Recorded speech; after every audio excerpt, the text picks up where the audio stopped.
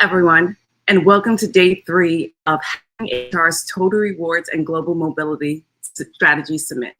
We're going to dive into conversations over the next 40 minutes about digital tools and platforms for total reward and mobility with global experts. Can't wait to meet them. My name is Simone Yard, and I'm the VP Memberships and Growth here at Hacking HR, and I'm also your moderator today.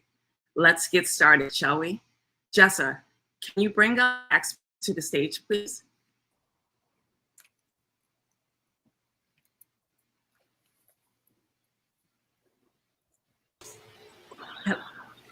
Good morning. Good morning. Hi, Rob. Hi, Simone. Hi, how is everyone going? It's a beautiful morning in the Bay Area. Doing well in Dallas. Good. Awesome. So I guess we will jump right in. I would love to turn it over to you two to introduce yourself and tell us a little bit about what you do and a little bit about your experience. And yeah, I'll let you two take it over. Chiara, we can start with you. Of course. Yes. I've been Chiara Bersano. I have been working on HR technology as a whole for a few years, since I've been young, right? And I've been brought to consider the whole technology from the point of view of platform and from the point of view of what it can offer to both organizations and employees.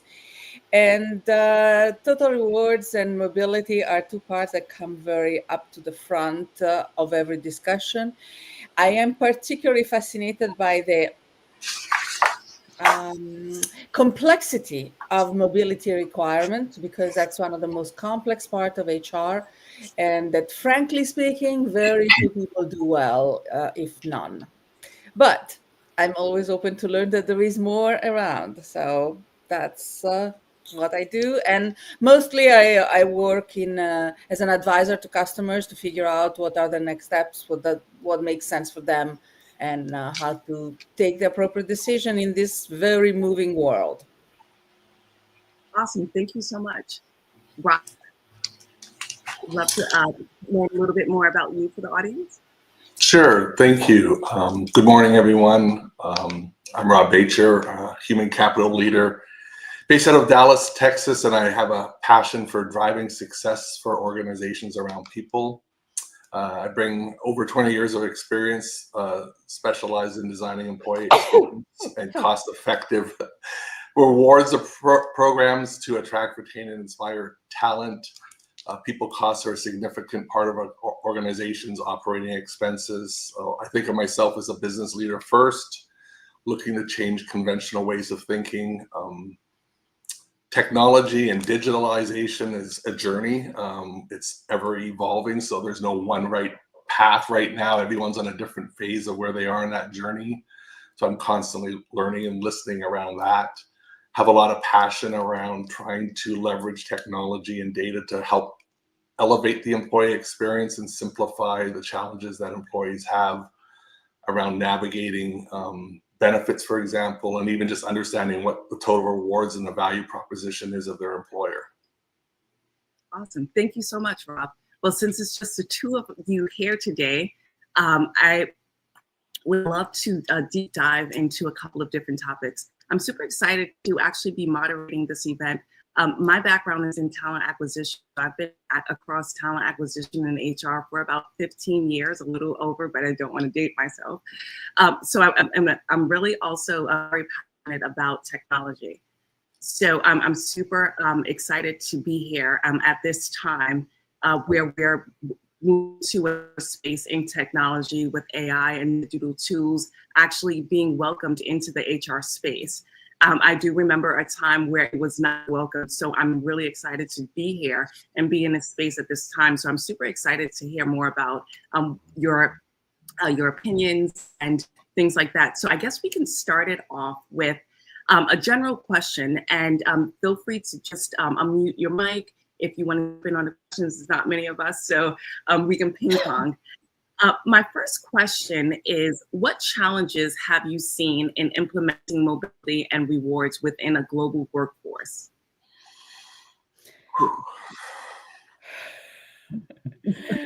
Uh, well, to start with, we're talking about two very different processes, Yeah. and they hardly. There are some mild similarity, but they're very different.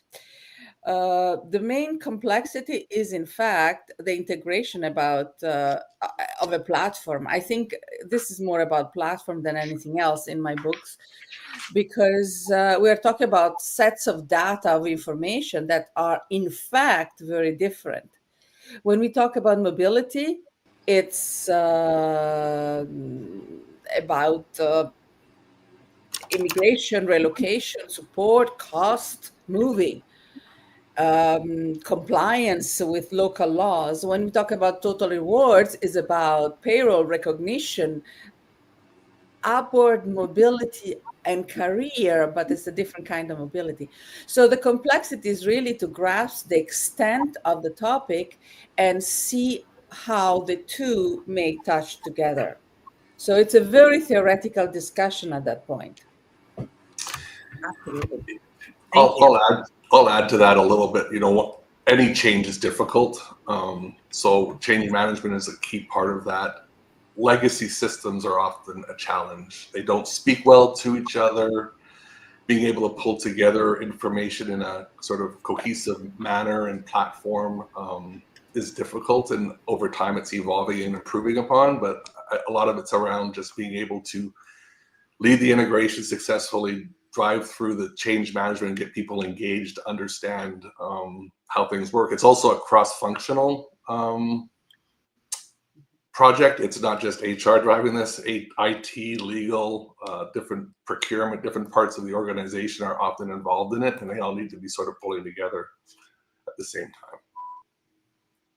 Thank you so much, Rob. And Dennis, thank you so much for joining us. I would like to open up the stage to you to maybe introduce yourself and tell us a little bit about you. Oh, sure. I apologize. When we went live, my system went down for some reason. I got disconnected. Thanks for patiently putting me back in. My name's Dennis Hill. I'm the chairman, president, and CEO of IREM, also a co-founder of DEHR Consortium DEHR, which is a global blockchain-based employee management system, ensuring portability and integrity, and also retired but not expired. I've been on three sides of the HR technology space over my life of, well, I was just adding it up, 51 years of working in tech. I won't tell you my real age, but we'll say it's some number north of 51. But I've been in the HR space, handling staffing and workforces up to 5,000 people, and as little as 5 in my career. Also on the software development side, developing the first integrated ERP system with CRM, and something that I termed 40 years ago, workforce relationship management, which today I think is really a combination of HCM and so forth. And then as a consultant or as a fractional CXO these days, we don't like the word consultant, so we'll call ourselves fractional something, and just providing that kind of advice in the HR space to companies. Thank you for having me. That's amazing, and thank you for joining us. So we'll just go ahead and move forward with the next set of questions. Rob, I have a question for you. How can, and please, after if anyone wants to jump in and add to this, please feel free to. Rob, so my question for you is, how is digitalization transforming the employee experience in Total Rewards?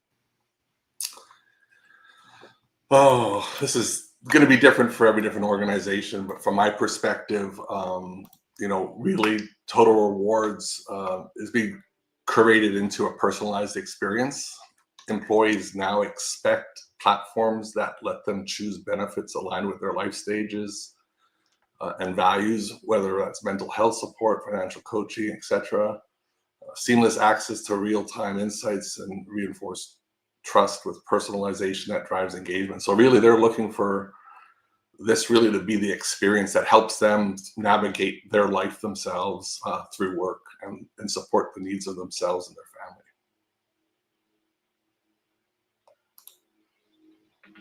Awesome, thank you. And would anyone else like to jump in and add to that?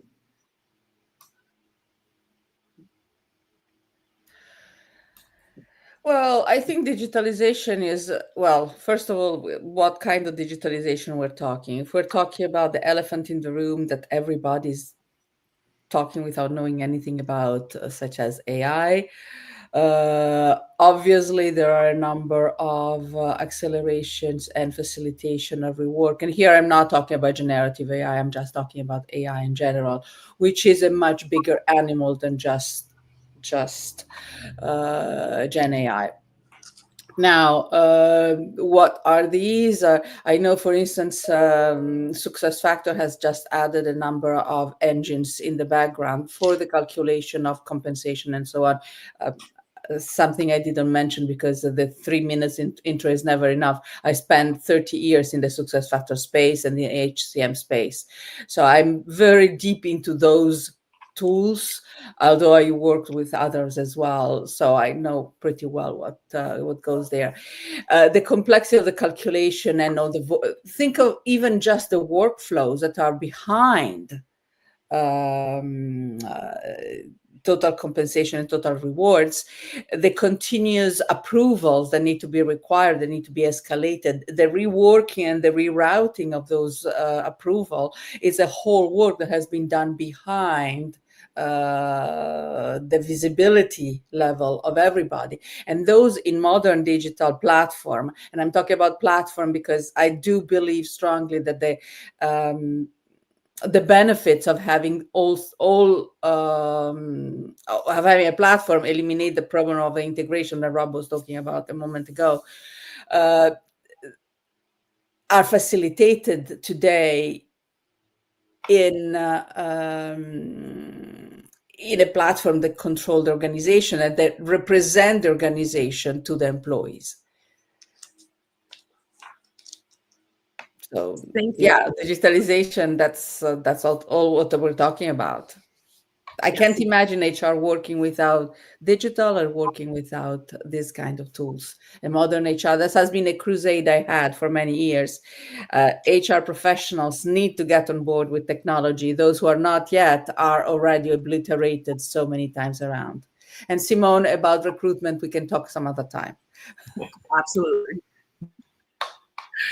So I will now ask a generalized question, and anyone can feel free to jump in here.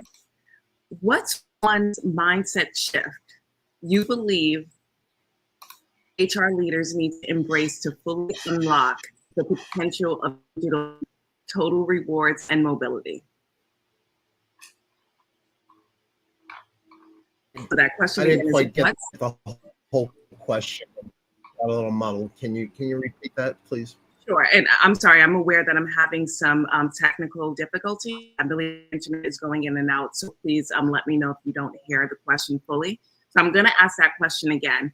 What's the mindset shift you believe that HR leaders need to embrace to fully unlock the potential of digital total rewards and mobility?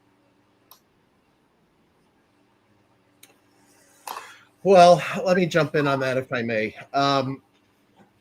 Obviously, I'm a little biased since I run the HR Technology Association, right?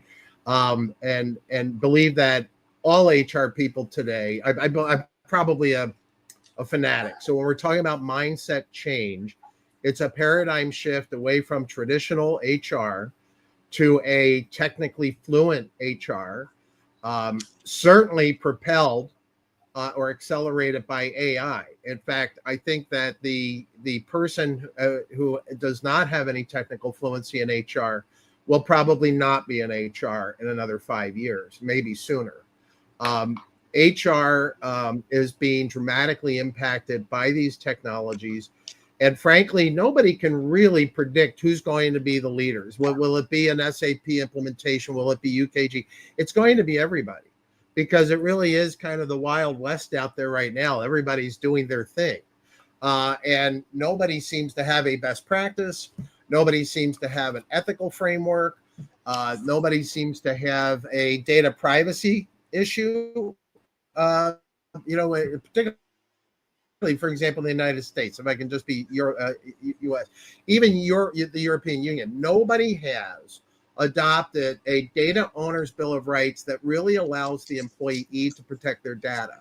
And until we have guarantees like that, and how that data is used by the gatherers, in this case, employers, we're going to have struggles with adoption of technologies as we broadcast that. And that was illustrated during the COVID crisis. People were forced in many ways to accept technology like we're on right now, video conferencing, and having the cameras on and being visible to these allocations. So when we talk about the total reward system, which of course in and of itself offers a framework that engages, technology is the foundation of engagement in this intelligence era, this knowledge era that we have embarked on. And so technology has to be embraced with that. And the HR person's role has to be one of significant technical fluency in order to continue to straddle that role between the C-suite and the workforce.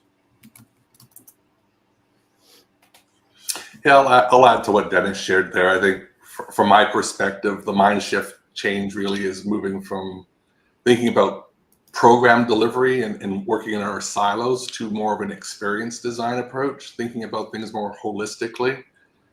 It's not about rolling out new tools. It's really about developing or crafting journeys that are reflective of what the employee truly values and being able to bring things that they need when they need it that are appropriate for them. And with data and analytics, these tools and technology, a more seamless, holistic platform or platforms that are integrated well, I think we'll be able to elevate HR and be able to bring a better sort of, whether you think about it as an employee experience or if you're, customer experience, you're trying to really elevate that experience overall.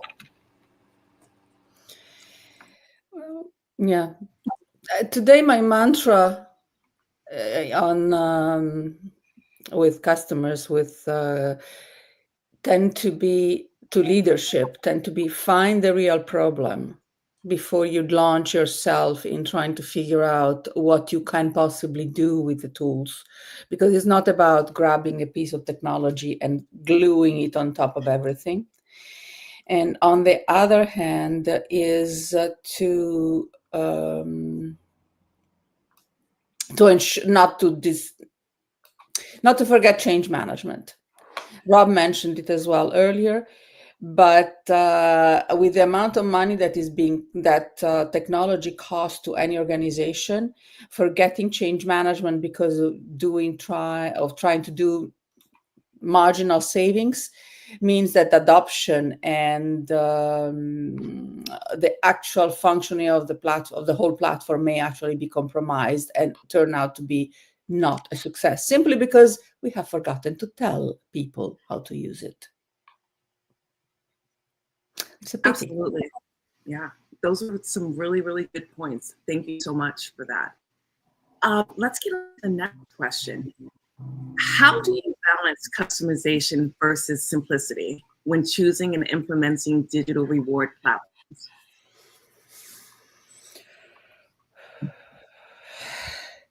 With the understanding that there is not such a thing as best practices. I hate the term. We should talk about common practices, and we know that common sense and common practices are not very common.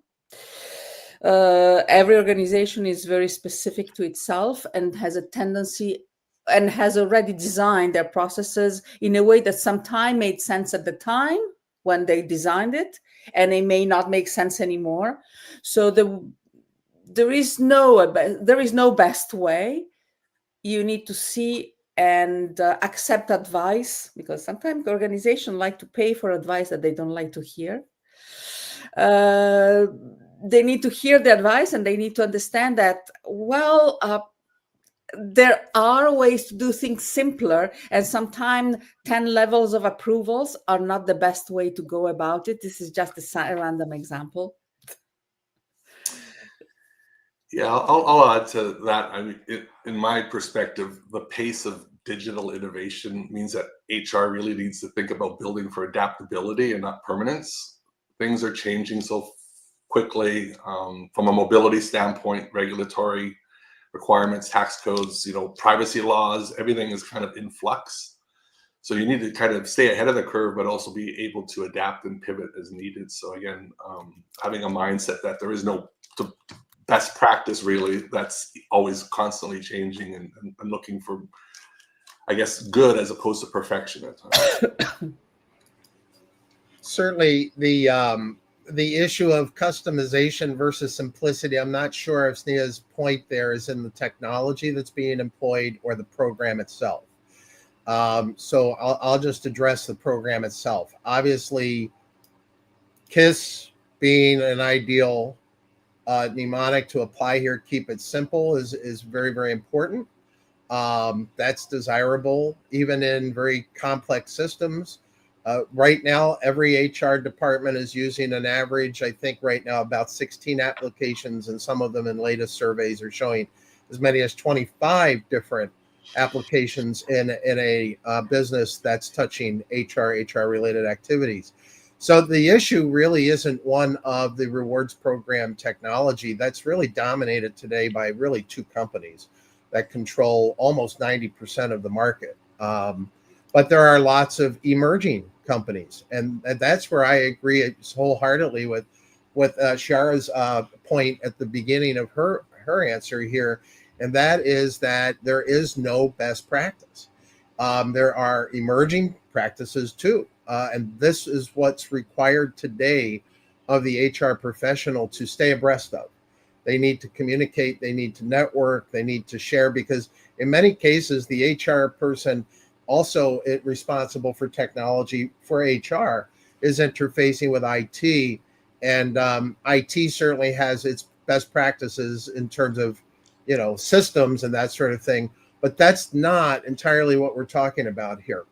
If it's the software solution that we're looking at, then you need a software tool that allows flexibility and configuration as opposed to customization.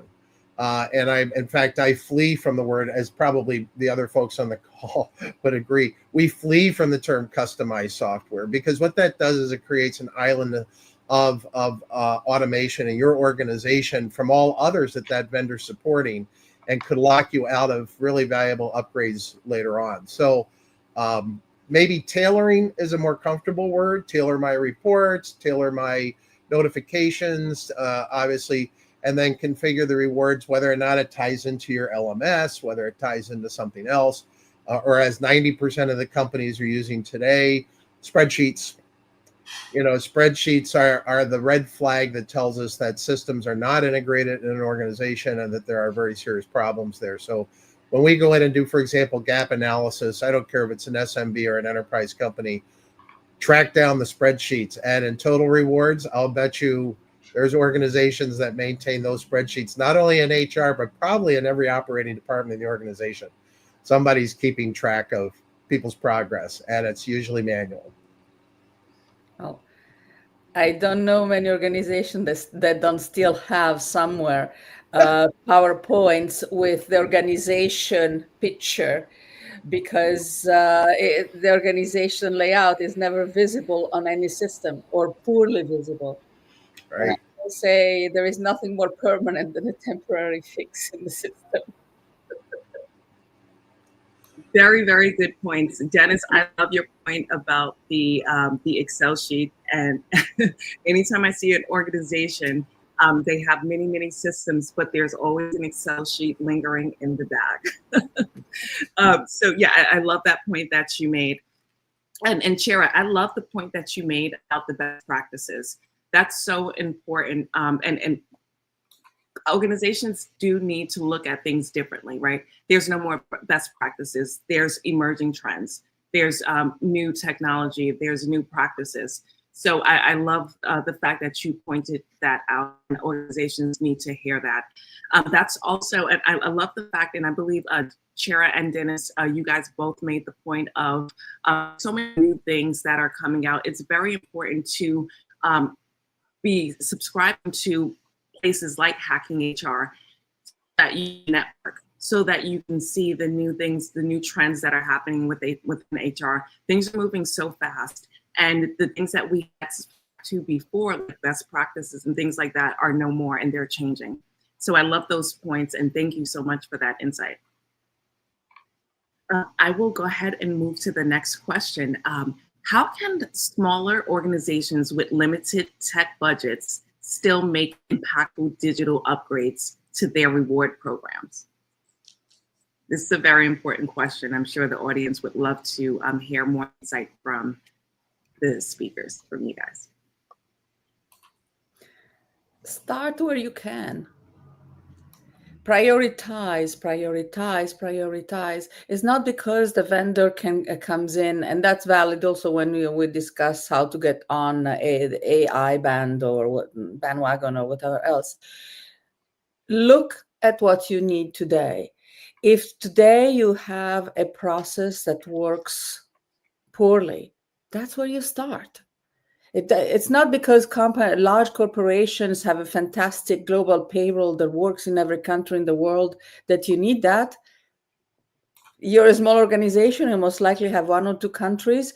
You have 200 people sitting around in the US. You don't need to worry about other things. Look at what is broken and fix that by doing the best you can on that. Don't try to adopt another Excel sheet. Find something that works for you and that fixes your piece of the process that is broken, and you can always grow from there. Only thing, keep an eye that growth will probably happen and that you want something that can grow with you. Not something that limits you in what you do, but something that will help you grow at the next step, assuming you have the ambition of growing, which most people do. Absolutely. I see Dennis laughing. No, it's so true. Just stick your stake in the sand and start, because if you don't, you're never going to move forward, right? So the interesting thing about, and I'm going to focus the answer on small businesses, SMBs, right, or small unit type organizations, since that's the question. Only about a quarter of those size companies have any kind of formal recognition program in it. But that doesn't mean they don't want it. Enterprise companies are really big about selection of tools, because they do want to manage the workforce and they want to do it objectively. And it's easier for them to just buy a tool and implement it, or accept one from their HCM provider, whoever that might be. But less precise data is available in the small businesses. These are companies typically, I don't know how you define it. I've defined it as less than 100 employees, and then certain revenue requirements. But adoption is clearly lower because of that. And that's why we see only about 27% of the companies having adopted really formal incentive systems. But as Shara was saying, it is very helpful to start somewhere, even with informal systems, manual recognition. And you know what a lot of people forget about is peer-to-peer. Implement a very simple peer-to-peer type program, which costs you virtually nothing to implement, and the return should be there. Companies that implement reward systems tend to have a likelihood of twice the likelihood of growing over last year's numbers significantly. We can do ROIs if you want to do that, but there is a bottom line profitability and productivity parallel here in having an integrated reward system and doing something. Anything, because it really does reduce things like retention. And we have to, when we look at, increases in attrition, we have to look at replacement and the cost of doing all that. There is a very complicated calculator to really evaluate this, and several of them are available online that I recommend the participants here look at, that will give you a sense of what an ROI really would be on a total rewards program. And you'd be amazed that a small business can really adopt something, get started, and then grow. Again, using the new word for HR, which is agility, adaptability, right? Resilience, resourcefulness. These are the things that really make the HR really a strategic partner in the organization and driving it forward. Yeah, I would echo exactly what Dennis and Shara have said as well. I think keep it simple. I honestly think smaller businesses have it easier to engage with their workforce and understand what actually is impactful for them and what would be meaningful.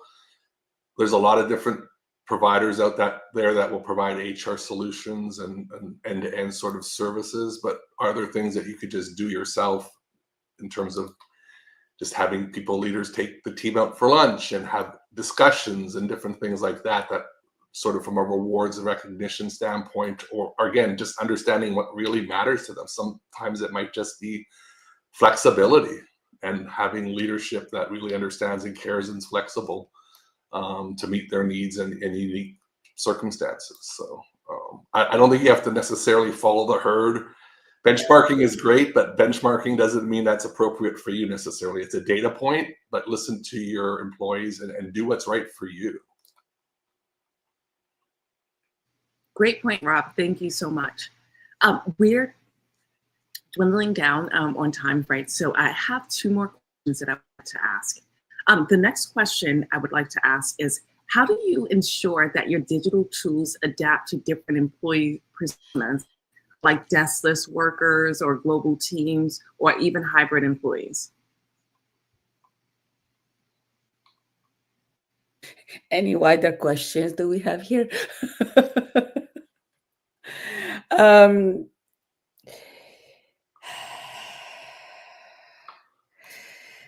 You don't. There are different projects and there are different needs.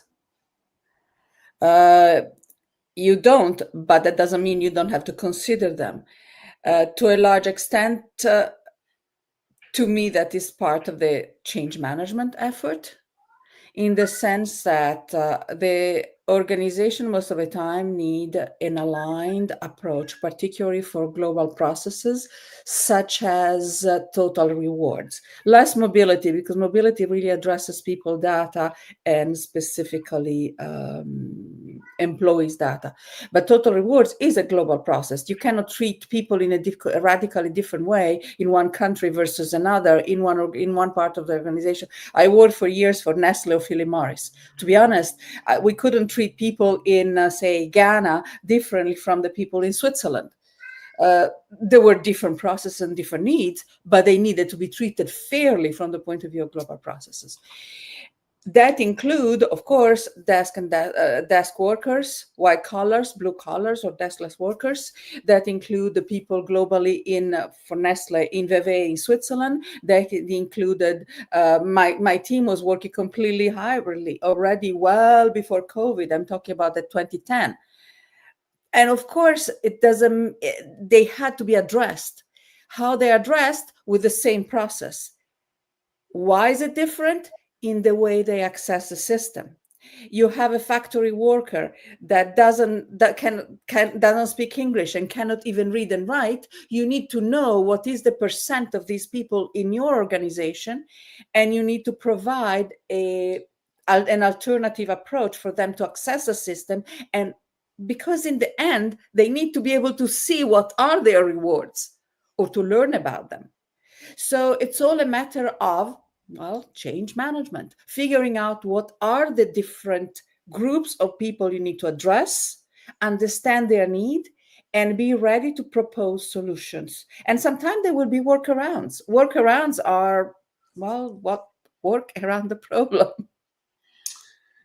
Yeah, I would echo that and add that, generally every person nowadays has a smartphone, and that's sort of the approach that we look at as a way to get connected with people that might not have a desk or work remotely.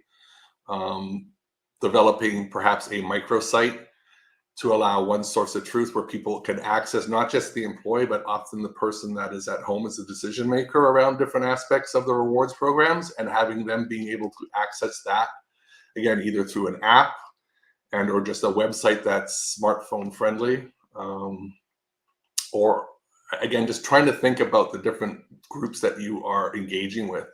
I think in addition to just, hybrid versus remote versus deskless, being able to communicate in a language that's appropriate for them. So again, if you're in a global workforce, having materials available that are translated to languages that are appropriate. Again, you don't want to have people frustrated with trying to deal with understanding things that are important to them. So again, meeting the needs of each unique individual is an important part.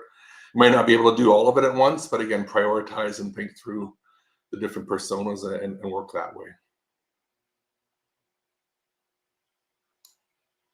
Absolutely.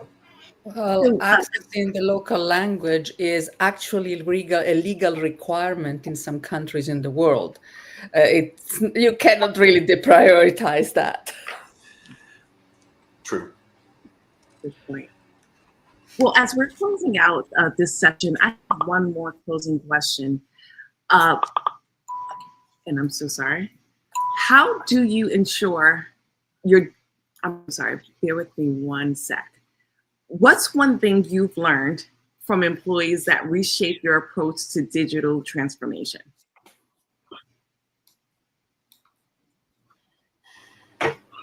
Meet them where they're at. Meet Okay. them where they're at, right? The more involvement you have from the employees, especially those that will have to adopt new technologies and more importantly, new processes. You have to meet them, not ask them to come too far to meet you, because they will not. Let's face it, at the end of the day, people do not want more work to do. And they view a digital transformation project, no matter how you sell it and market it, they see it as more work. And that is just not the spirit of the worker today. The typical worker has their job. They fear, they may feel that they're fairly compensated, which is of course the number one reward that they get. Benefits, number two. And then if we talk about anything else beyond that, the total rewards as an area, as a specific area, comes in third. So you really need to make sure that your HR department is handling those first two areas comfortably and well and engaging, so that people want to be there. And it's very interesting. People who are part of a total rewards program tend to not turn over as quickly. Things like self-terminations or voluntary terminations are all much lower for people in organizations where total rewards are considered comprehensively, as I've just mentioned. It isn't just this, hey, here's this annual reward or quarterly or this great parking space or whatever. It is really, it starts with compensation and communication, as you mentioned in the last conversation here, in the last question. Very critical. Again, meet them where they're at. There's a lot of people out there that do not have smartphone technology. So you have to plan for that in some way and still involve them. If you don't include everybody where they're at, you're going to lose people along the trail. And that will destroy a digital transformation program at its root, which is the people, the workforce. They will simply not cooperate. I agree with what Dennis just shared. And, honestly, simplicity is a form of respect. Employees don't want more tools. They want fewer, better ones. If we streamline access and reduce friction, we show that we value their time and trust. So again, being able to provide solutions for them to get what they need to deal with at points in time that are important for them, and that we value and appreciate them. Ultimately, we want them working on their job that we've hired them for, but we're providing them total rewards and other benefits and plans and programs to support them. I think that HR as a function is the only function in the enterprise that actually speak to every employee, let me correct that, to every worker in the organization, because we have a mandate to protect, support, and help the organization in the communication with each employee. And I say the organization because our mandate is with the organization, not with the employee. As much as we're nice and smiling, HR is there to support the organization and the relationships between the two. In that context, we need to realize that role, and we need to figure out how to address the communication with every employee. It's a very privileged position we're in. And too often we forget. We are the change agent across the organization for everything.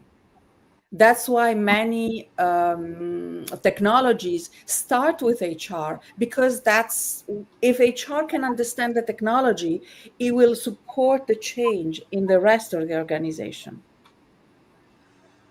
Thank you so much for that closing statement, Shara. And speakers, thank you so much for your time today, and we are at time. So I just want to say thank you all for your insight, and I hope everyone has a great day. Please, everyone, please stay tuned for our next session, and everyone else have a great day. Thank you. Thank you. Thank you, Simone, for supporting us. Thank you, It was Simone. my pleasure. Thank you. Bye-bye. Bye.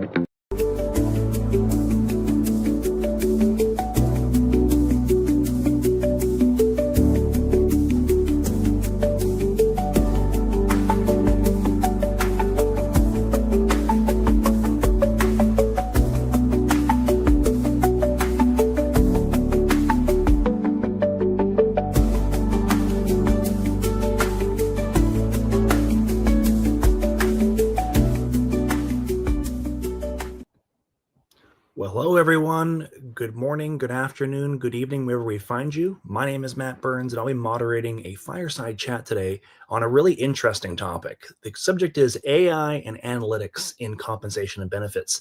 And joining me today is one of my favorite people and an expert, Michael Piker. all It's the great way to be here. Tokyo, Japan. Michael, how are you doing today? I'm very well. A little muggy here, but life's good. It's been a few minutes since we last talked to you and I, Michael, but for those who don't know your experience, a bit about your background, your professional journey to today. Really quick, yeah, I lived around the world, basically kind of a global gypsy. 4th time in Japan, worked for Shiseido, the VP of Global Total Rewards here.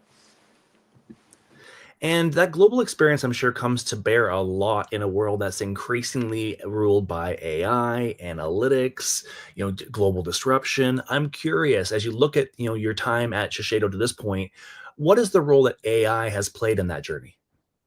It's embryonic. I would say we've gone from essentially assistants to agents. We're now looking at multifunctional agents and agentic AI, of course. But I worked in a lot of different industries that perhaps were a little more forward-leaning in this diaspora. Japan is not quite on the cusp of the huge change yet. It's coming. I wonder, though, if in that context, it's more methodical progress. And maybe I don't know if you can comment on that piece, but it feels like in a lot of organizations, we're talking about adoption, we're talking about transformation, but the progress really doesn't match the hype, as it were. I wonder if what your experience is just more of a methodical, more of a thoughtful approach to deployment. Is that how you're seeing it? Or is it just simply that it's maybe just a little bit further behind? It's a mixture of all that. You've got a cultural prism that is a little more reticent. It takes a little more thoughtful change journey in the East versus the West, right?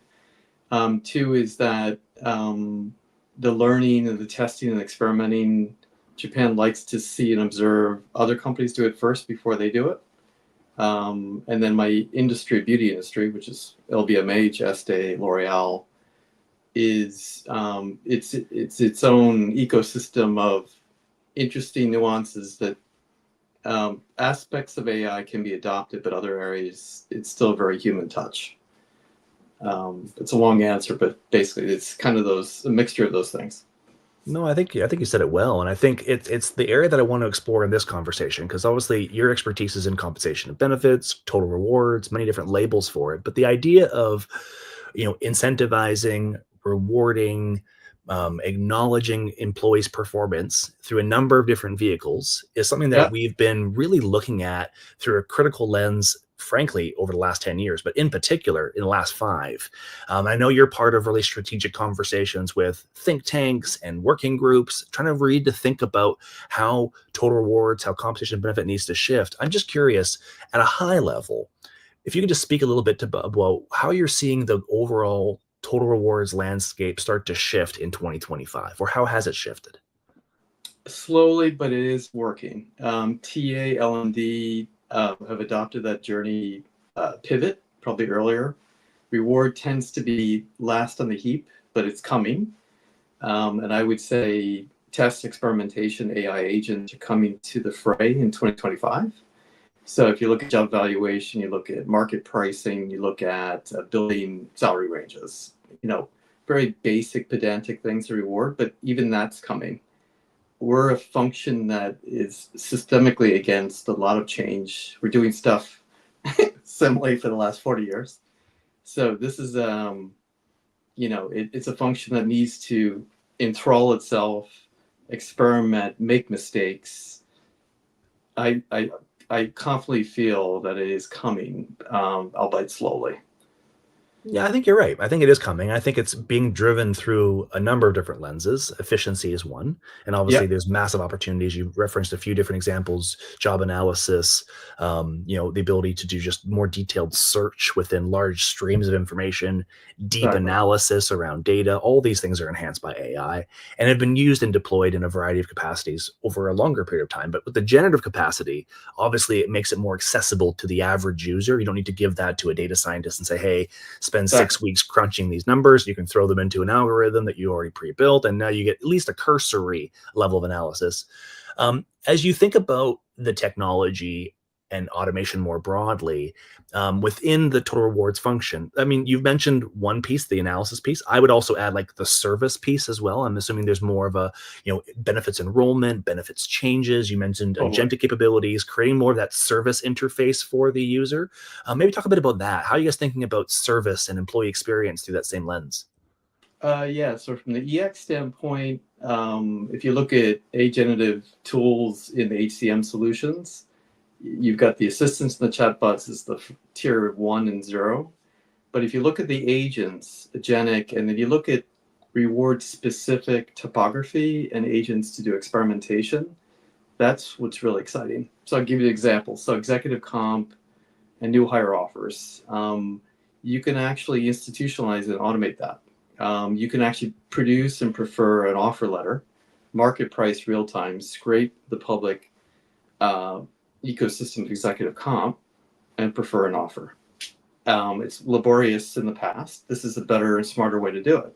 If you think about job valuation dynamically, there's heaps of new platforms that have come to the fray where you can, again, dynamically evaluate roles real time without working necessarily with the institutional traditional providers. And that's what's disruptive and exciting. And that's what I'm observing in the last 6 to 12 months. I've finally seen that happening. How is it showing up in the workplace? So for the average, HR professional, what does it look like today, and how is it different than it did 3 years ago?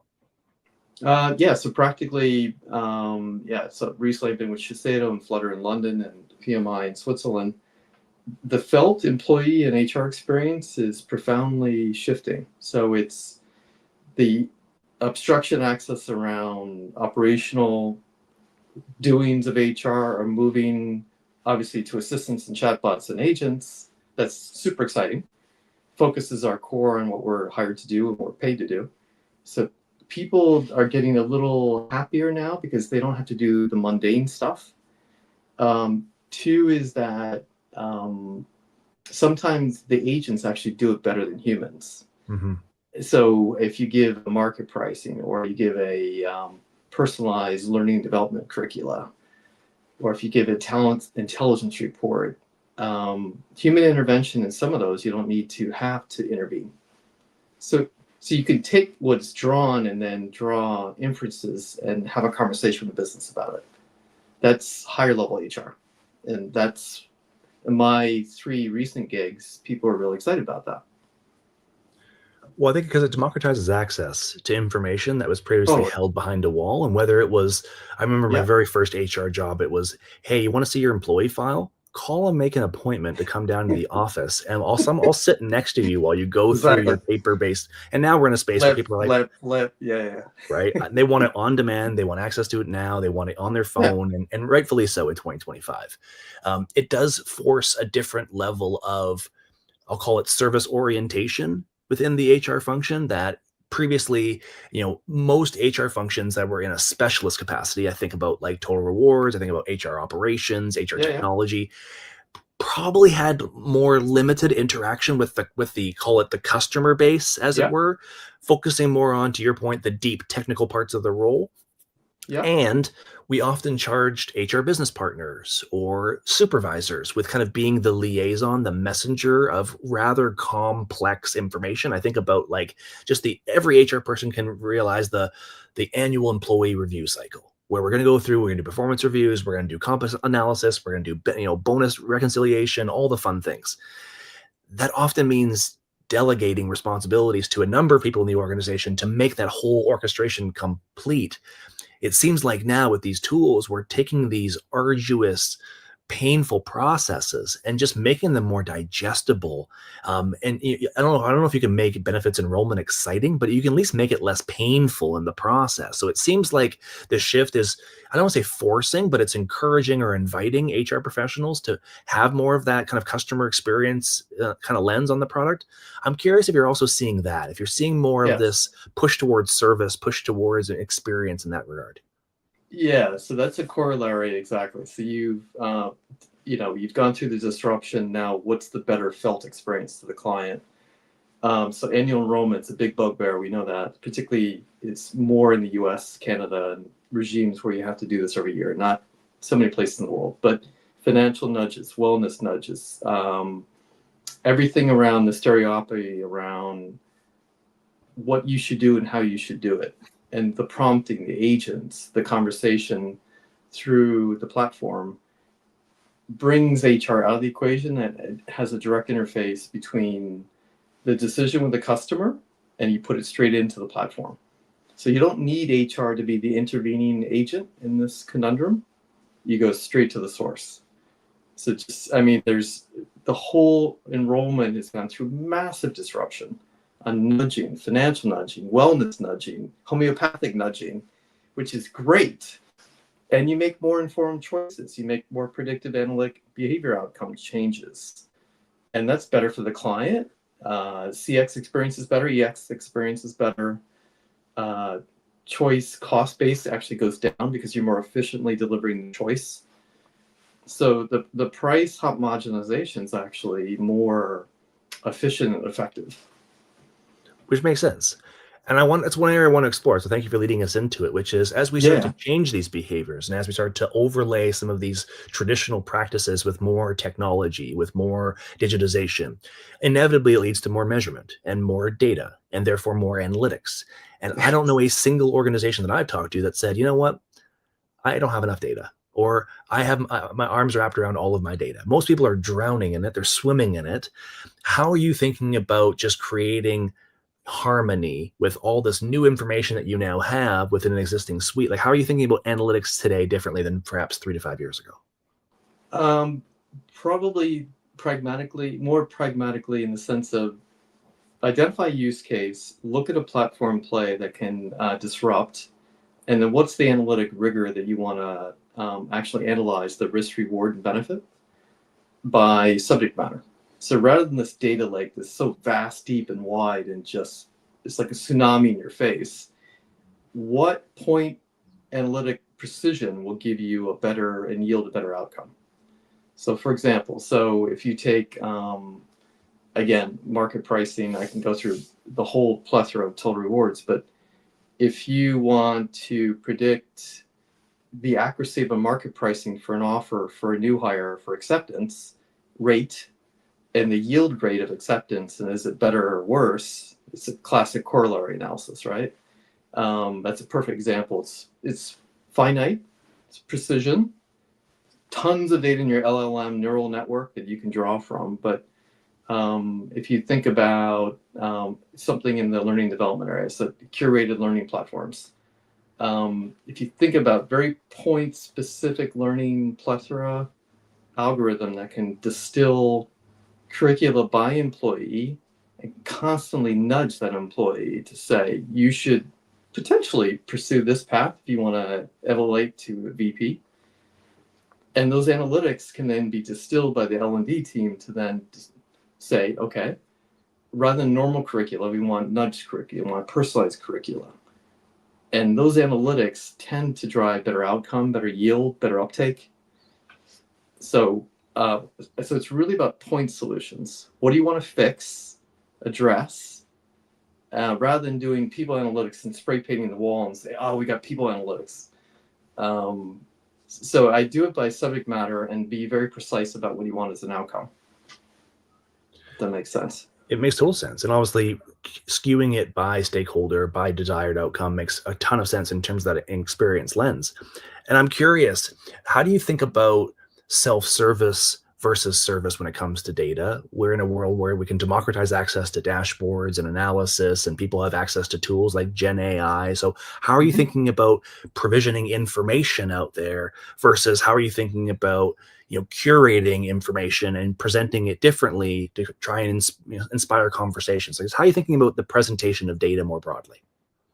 Yeah, I'll give you an example. Shiseido, do you disclose global grades around the world publicly? It's a very sensitive and emotional issue. And then what's your internal job title and your external job title? How do you publish that? Do you put that in MS Outlook? Do you put it in Teams? Do you put it in SuccessFactors? So it's being choiceful about public display where it makes sense and advances uniformity, but where it's emotionally disturbant and it actually drains the culture, then don't do it. So we're having this massive debate about, okay, global grade publicly, probably not, but then you got salary disclosure, you got US, you got the UK, you know that. A lot of countries around the world, you have to publish what the market pay is of that role, right? So for that aspect, you got to do that. But then do you publish uniform job titles? And how's that going to drop in the organization? How's it going to impact that? So use that massive reserve of data for the right outcome if it advances your strategic intent. If you over deliver and over index, it can actually disrupt your culture in a way that could be punitive. So we're very mindful of the balance between the two, if that makes sense. It's, what's the right exposure, but if you over index, will people be more emotive and will work against you?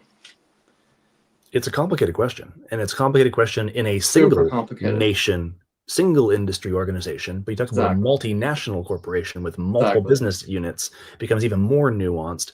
I think I've told you in our previous chats, Michael, that I used to oversee the engagement survey at a large multinational, and we had 2 million surveys come in every single year. And I was always amazed by just the nuance.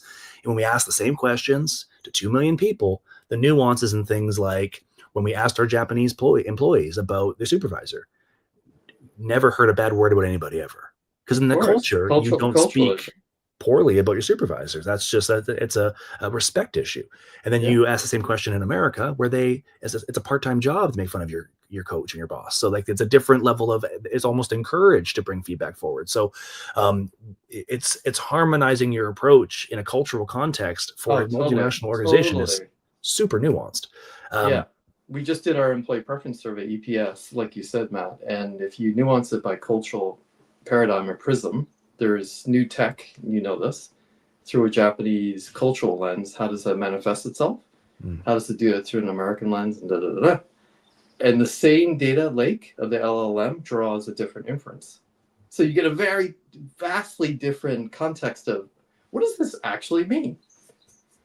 And it's surprisingly different, as it should be. So how do you reconcile that? Is this through employee resource groups? Is it pulse surveys more frequently? Like, how are you keeping on touch with the changes you're making? Pulse, totally, my friend. So frequent pulse. Sometimes a global thrust of one, let's say, EPS to bake the ocean and boil the ocean doesn't make sense. So if you have regional view or country view, sometimes it actually makes more sense. Mm-hmm. So you look at pay transparency, you look at pay directive, gender pay. I can go through a million things. Sometimes country's better than global. So global is not the answer to everything. This is my thing about AI and global. You can do even a better job by looking at a cultural context, history of a business, Netherlands, let's say, versus Japan. Vastly different. Same company, same business. But do you survey the same? No. Should you? Probably not. Frequency, Japan is not as frequent as the West. So having moved back to Japan my fourth time, I've seen Western practices come into Japan that don't land so well. And this is one example. Interesting. So I'm curious, as this whole landscape has evolved, how has the role of total rewards, compensation and benefits, how has it changed in the context of your relationship with the CHRO? I've done this for 36 years. It's changed dramatically. Right. So I'll be very, very candid. I've had some CHROs that are not, how should I say, numerically inclined. Sure. And, in my world, it's numbers, right? So some people are really good with numbers. Some people are not good with numbers. So that's the first sort of dissecting point. You need a boss that actually gets numbers. So the relationship's different. When you have a boss that gets numbers, it's a much easier interplay, role modeling, working with the comp committee. It's a different dynamic. The second aspect is that the disclosure rigor from ISS, Glass Lewis, pay transparency, gender pay is so complicated now that a CHRO just doesn't have the bandwidth to go deep in it. And they literally give you the portfolio and say, you handle it, you do it. That's changed dramatically. It used to be a lot of the CHRO rolling up their sleeves, working with the comp committee, with you and them. Now, more and more, predominantly, it's head of VP total reward, my role, going to the comp committee, presenting the papers, having the socialization, and being the arbiter between management and the board. And the CHRO's role has shifted to be an emissary, a confidant, but not the lead agent like it used to be. If that makes sense. Yeah, the days of you prepare the work for the CHRO to present on your behalf to a board, to a committee. They therefore have to be well enough. Yeah, you go in exactly. You're leading the conversations with their support, which I think makes sense given the amount of technical rigor that's now present. I'm curious, with that, has that changed the relationships with boards or executive committees and their role with total rewards as a consequence? Oh, great question. Yes. So the intellectual rigor that's brought to the conversation is much richer, deeper, and more edgy. So examples: executive pay disclosure, gender pay, progression of women's promotion. I can go through a million things. The preciseness of a board chair and a comp committee is becoming very numerically astute, asking much more inquisitive questions persistently. Show me the data, show me the evidence, don't just talk, which is great, by the way. And having a in-between meeting conversation that you bring them on the journey. They want to be engaged in that journey ground to basically co-create and ideate, get a solution with management and board together, rather than be told after the fact. So that relationship has changed dramatically. And the audit committee, finance committee, and the comp committee capability and skill, I'd say, is pretty much equal now. It used to be audit committee, finance committee, and general board had sort of the higher lead directors. Now comp committee has, really, really smart people. And they really challenge people like me, as they should, to keep me on my toes and show me the evidence to prove your facts. They're extremely rigorous now. Well, and I think we're all getting a better understanding of how important it is in terms of as a motivator, as an accelerant to progress, as an accelerant to innovation. The days of, if you're working or have only worked in a unionized top-down environment, then compensation isn't really all that complicated, other than just in the relationship with the union and the organization and all the various legal entities. But when you're talking about an organization that has more flexibility in its compensation, where they decide to invest, because resources are finite, where they decide to align themselves to the market, where they decide to find strategic opportunities in the market, so much more critical. And I'm assuming then, therefore, that your role is much more now broader, more business oriented, because they're asking you to comment on things that are much more strategic in nature than they would be before, which was, what's the wage cost, what's your benefit structure, very, very presumptive. But now it seems like it's much more open. I'm curious about how that relationship has evolved, how the strategic discussions have evolved between board level positions and people like yourself. I'll give you examples. So, for example, board comp committee chair and myself would go out together to ISS and explain why our exec comp is the way it is. That never happened in the past. So it's your socialization's working when they trust you, you trust them, and you go to a proxy advisor who are usually very tricky to deal with. And if you can represent management view and the board view together as a compatriot solution, that's very strategic. That's changed dramatically.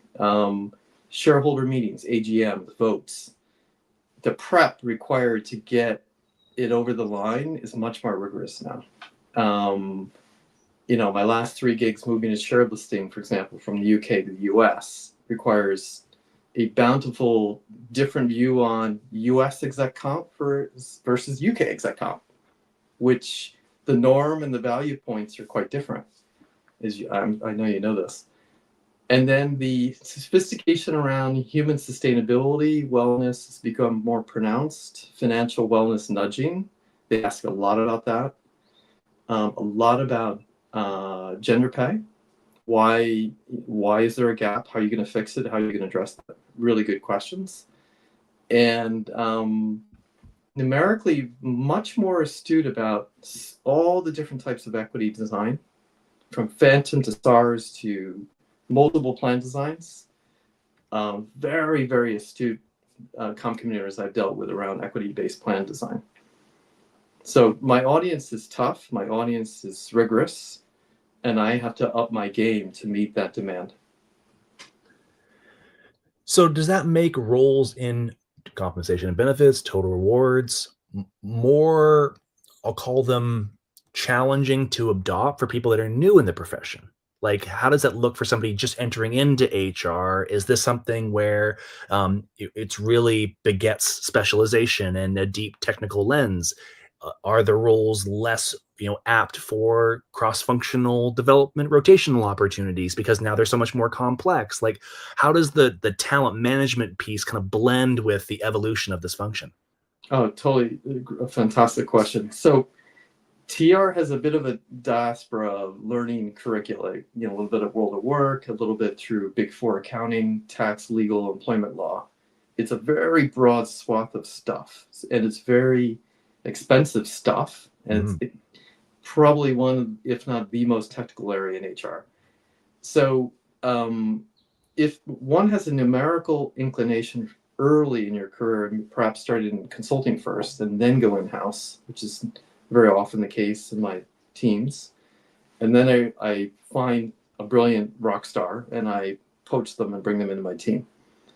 And then typically, and I've seen with my peers as well, you've got to run them through the different subject matter areas. So benefits, global mobility, exec comp, broad-based, comms, ESPP. The number 2 role is, of course, exec comp. It takes up an inordinate amount of time, but if you give an early high potential exposure to the board and they see the interaction and they build the confidence, it's a fantastic way to mentor future people to my role, which is what I've done, so they can take over my job. So, and then I love swapping talent between region and HQ and HQ to region. And I love cross-cultural fertility. Accountants, tax people, finance people come into Reward quite often.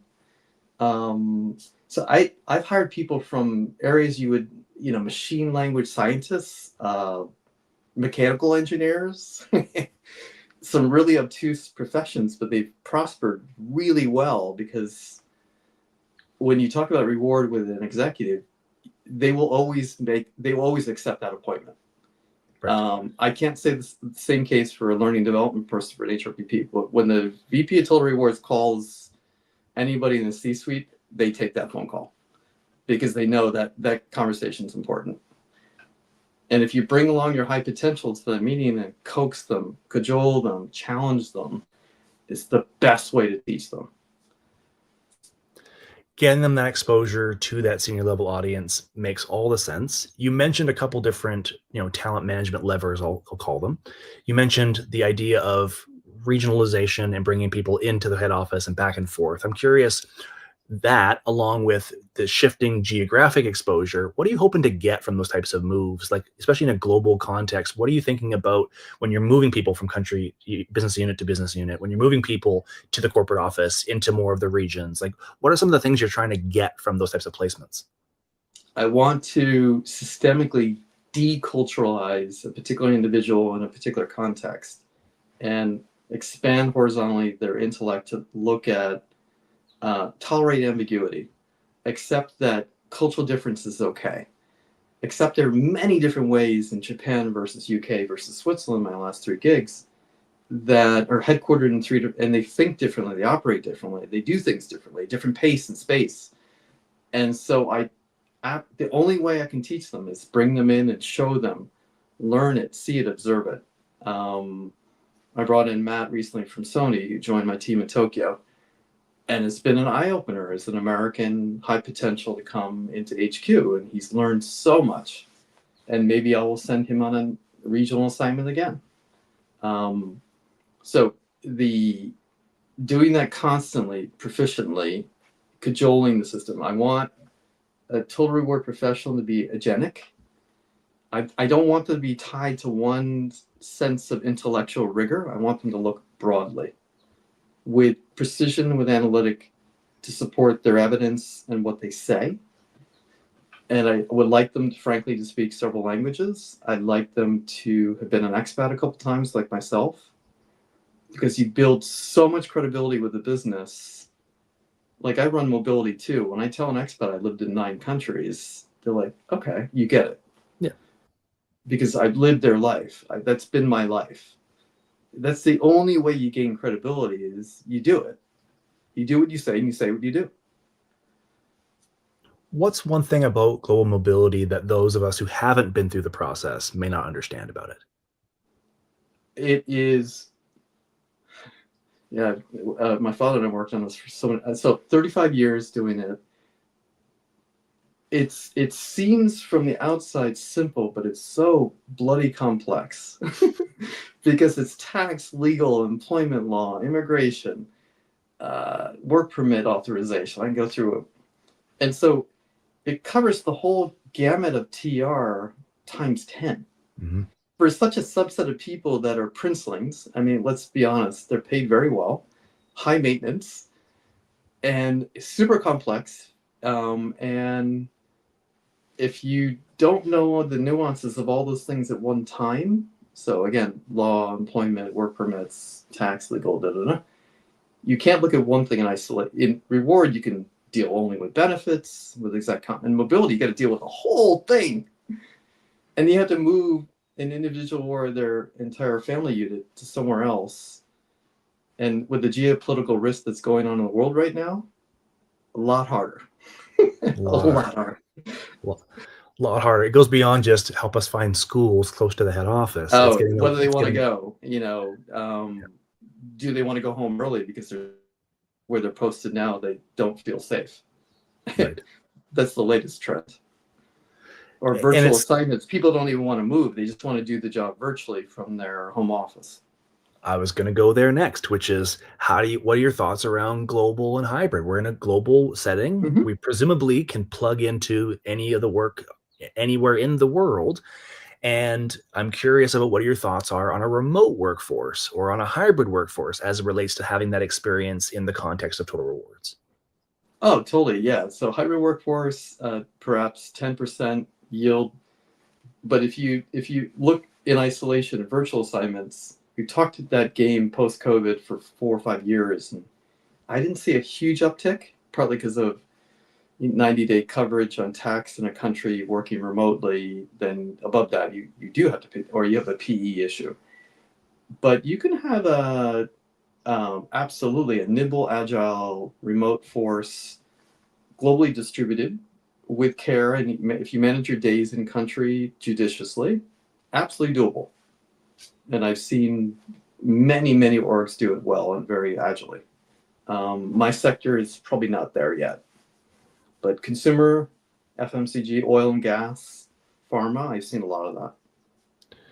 It's interesting that different industries move at different rates, given that the work is largely the same, especially in knowledge worker roles, right. But there's definitely a level of acceptance around certain organizations. And it won't be surprised people that technology organizations jumped on the bandwagon first. Mm-hmm. That was followed quickly by, to your point, things like pharma and, but there's other organizations like financial services where risk becomes more of an issue and access to certain systems and knowledge becomes a massive problem. Oh, yes, absolutely. So, experiment with it, try it, trail it, and keep doing it rapidly and see if it works. But it's that 90-day rule. If you're in a country too much, you're not actually living there. Right. But you're sort of sitting on a beach. It doesn't quite work from a virtual standpoint longer term. It does pose some challenges, absolutely. And it does put the company at greater risk in some situations, depending on the orientation of the agreement. And it would seem to me that in a lot of cases, we're actually fundamentally looking at the relationship with the employee. I'm seeing a lot of people start to shed full-time headcount in favor of more contract or term-based or project-based work, which obviously is more aligned to that kind of modality of remote and hybrid work.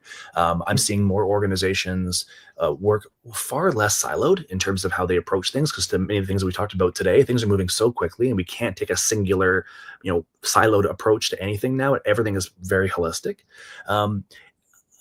As you think about the future, I know this is a brutal question, Michael, to ask you at 2025, but I'm going to ask anyway because you're a good sport and we do this a lot. But think about the future. Let's just say 12 months from now. Do you envision anything being materially different than it is today? In terms of workforce demographic? Or? Workforce demographic, and then just more broadly, total reward. Well, picking up on your point, because I'm speaking about this in Malaysia next week. So gig, fractional, contractual is an extensioning of the binary boringness of the traditional FTE to something that should be different. Yes. So agile, nimble employment choice, personalization, reward, how you choose, how often, how frequently, what currency, and what type of monetization method has been talked a lot, but I see some green shoots in that may change. And certain countries that are becoming much smarter about defining labor law, defining the condition of employment, and what does that represent, and how do you allocate that? And therefore, what's the choice of the constellation within that in which you can arbitrate employer-employee relationship? So that's evolving.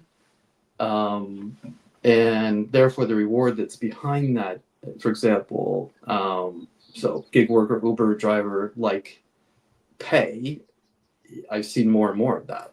Spot pay, immediate pay, and gig workers having 2 or 3 gigs and accepting of that change. So I see some green shoots in that, surprisingly more than I would have thought.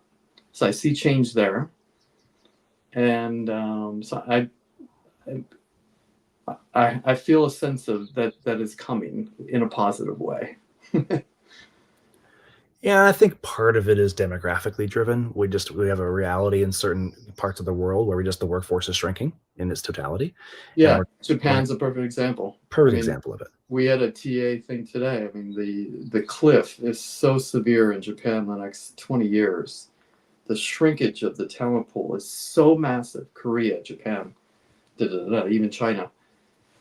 I don't know how we're going to employ enough people to do the work that's currently, even with AI disruption, there'll be some jobs lost, but we don't have enough people to do the current jobs. And that's our biggest problem.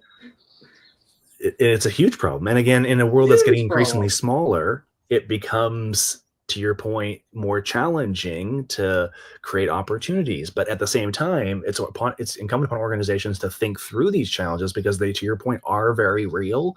And there is a cost to not filling critical roles in organizations.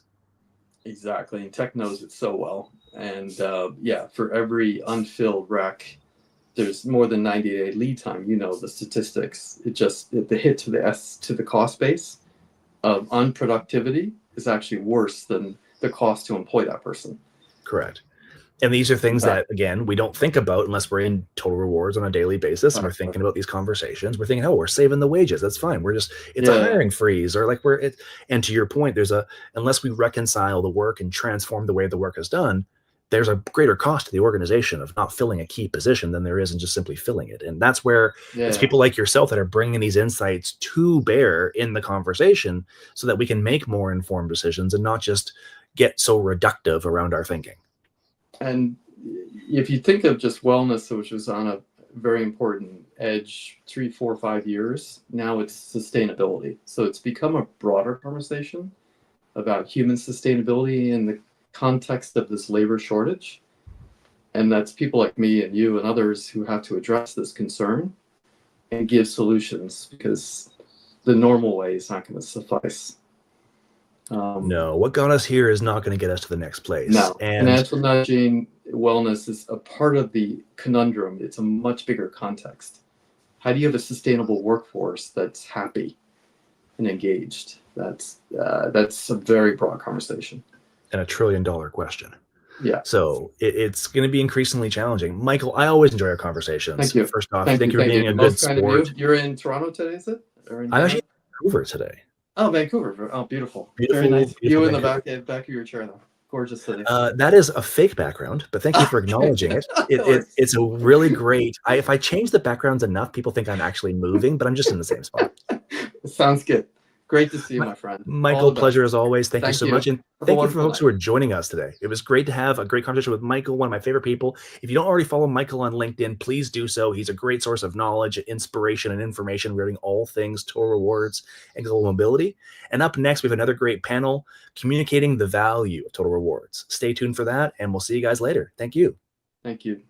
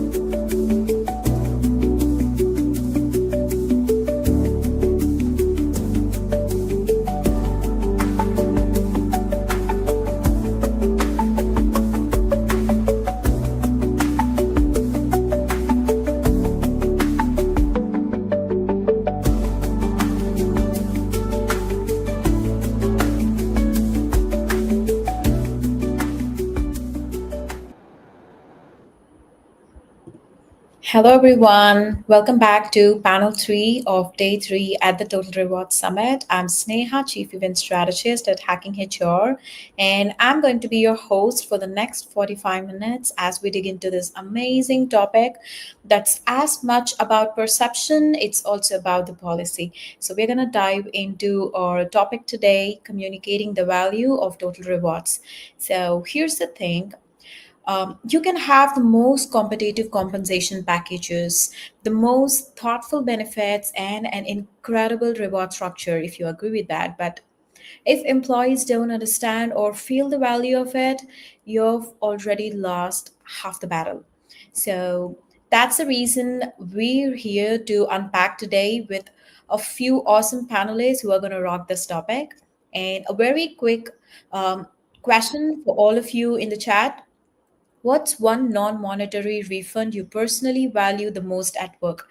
So, is that a time off, flexibility, learning opportunities, or a recognition? Drop it in the chat. We'd love to see what matters the most to you and what do we all have in common. And before we dive in, a very quick heads up, Hacking HR is coming to San Diego.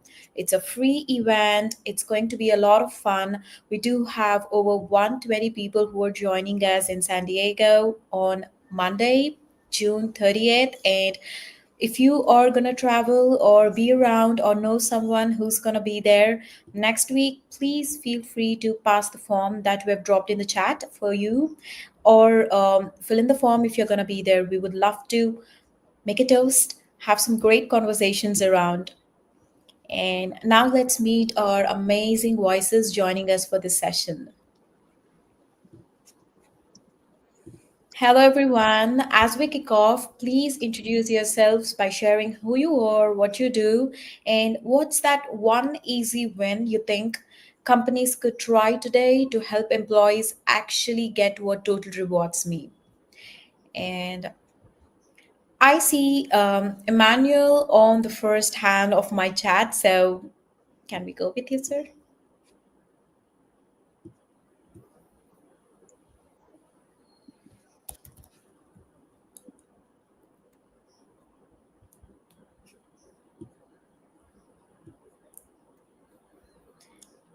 I think Okay, so let me Emmanuel. go then. Yeah. Can you hear me? Let me go. Okay. So my name is Emmanuel Michael. I'm joining all the way from Nigeria. I'm currently the director of HR at Eco Hotels and Suites, and I'm also the chair of the HRCI Certification Council in the US. So I volunteer for HRCI. When we talk about total rewards, most people think only of salary and bonuses. But the truth is the total rewards is the full story of how an organization values its people through compensation, yes, but also through benefits, growth opportunities, recognitions, well-being, and a sense of purpose. The challenge is not just in offering these rewards, it is in making sure employees truly understand and feel the value behind them. And that is where communication becomes very strategic and not just informational. So I'll be sharing how examples of how I used communication to be able to share the value of total rewards, which has helped the organizations where I worked in the past uh, begin to retain and engage their employees. So that's a brief from me. Thank you very much. Thank you very much for sharing with us. And Linda, Hi, everyone. Thank you, Sneha, for hosting today. So I'm Linda. I am checking and logging in from the land of dairy, cheese, and beer, Wisconsin, the US. And I design people experiences, and I love these panels because it really challenges companies to kind of integrate more thoughtfulness and kind of understand their experiences that they're kind of implementing to the employees. And so for me, an easy win to take away from today is to run a test pilot with you as the tester, you as in the founder, the leadership team, and really look at your rewards programs through the lens of your teams. And so I'm excited to dive more into that, but thank you all today. I'm excited. Thank you, Linda. That's amazing. And can we go with Siobhan? Hi, thank you. My name is Siobhan O'Byrne. I am the HR and DEI program manager at MFAL Strategies. We're a BC-based consulting company that helps companies make their HR and DEI programs more human. I'm excited to join this group today to talk about communicating total rewards, largely to, I think one of the biggest things for me is transparency, as I have seen so many companies try to communicate their total rewards programs, but they don't bring their employees truly along for that journey from start to finish, providing that clear transparency for like, why are they making the decisions? Why might somebody have different benefits in one location versus another? And so I would say like my number one takeaway for this group will be just like transparency, transparency, transparency. Thank you, Siobhan. Welcome to the panel. And we've got Kim. Welcome to the panel, Kim. Hi, good morning. I am calling in from Sacramento, California, and I have an extensive HR career. Currently, I lead the talent or the people operations for an organization called Wellness Together. My background really is in maturing and transforming HR organizations, and total rewards is certainly an area that organizations oftentimes that we have all the pieces, but we don't communicate them very well. And so Siobhan, you kind of took mine with the transparency. I think that's one of the that's one of the misses that we often do. You might put all this thought and effort into whatever the package is that you have, whether it's really great insurance coverage, that kind of thing, or it's really great parental leave, or any of these things are all a combination of all of them. You're into total value proposition for employees. How are you communicating that and branding yourself? So understanding what goes into your total rewards, it's far beyond just compensation, and how that benefits and supports your employee base. Thank you, Kim. And Monica. Hello, thank you for having me. My name is Monica Lloyd. I'm the president and chief people officer of a consulting firm called People Forward.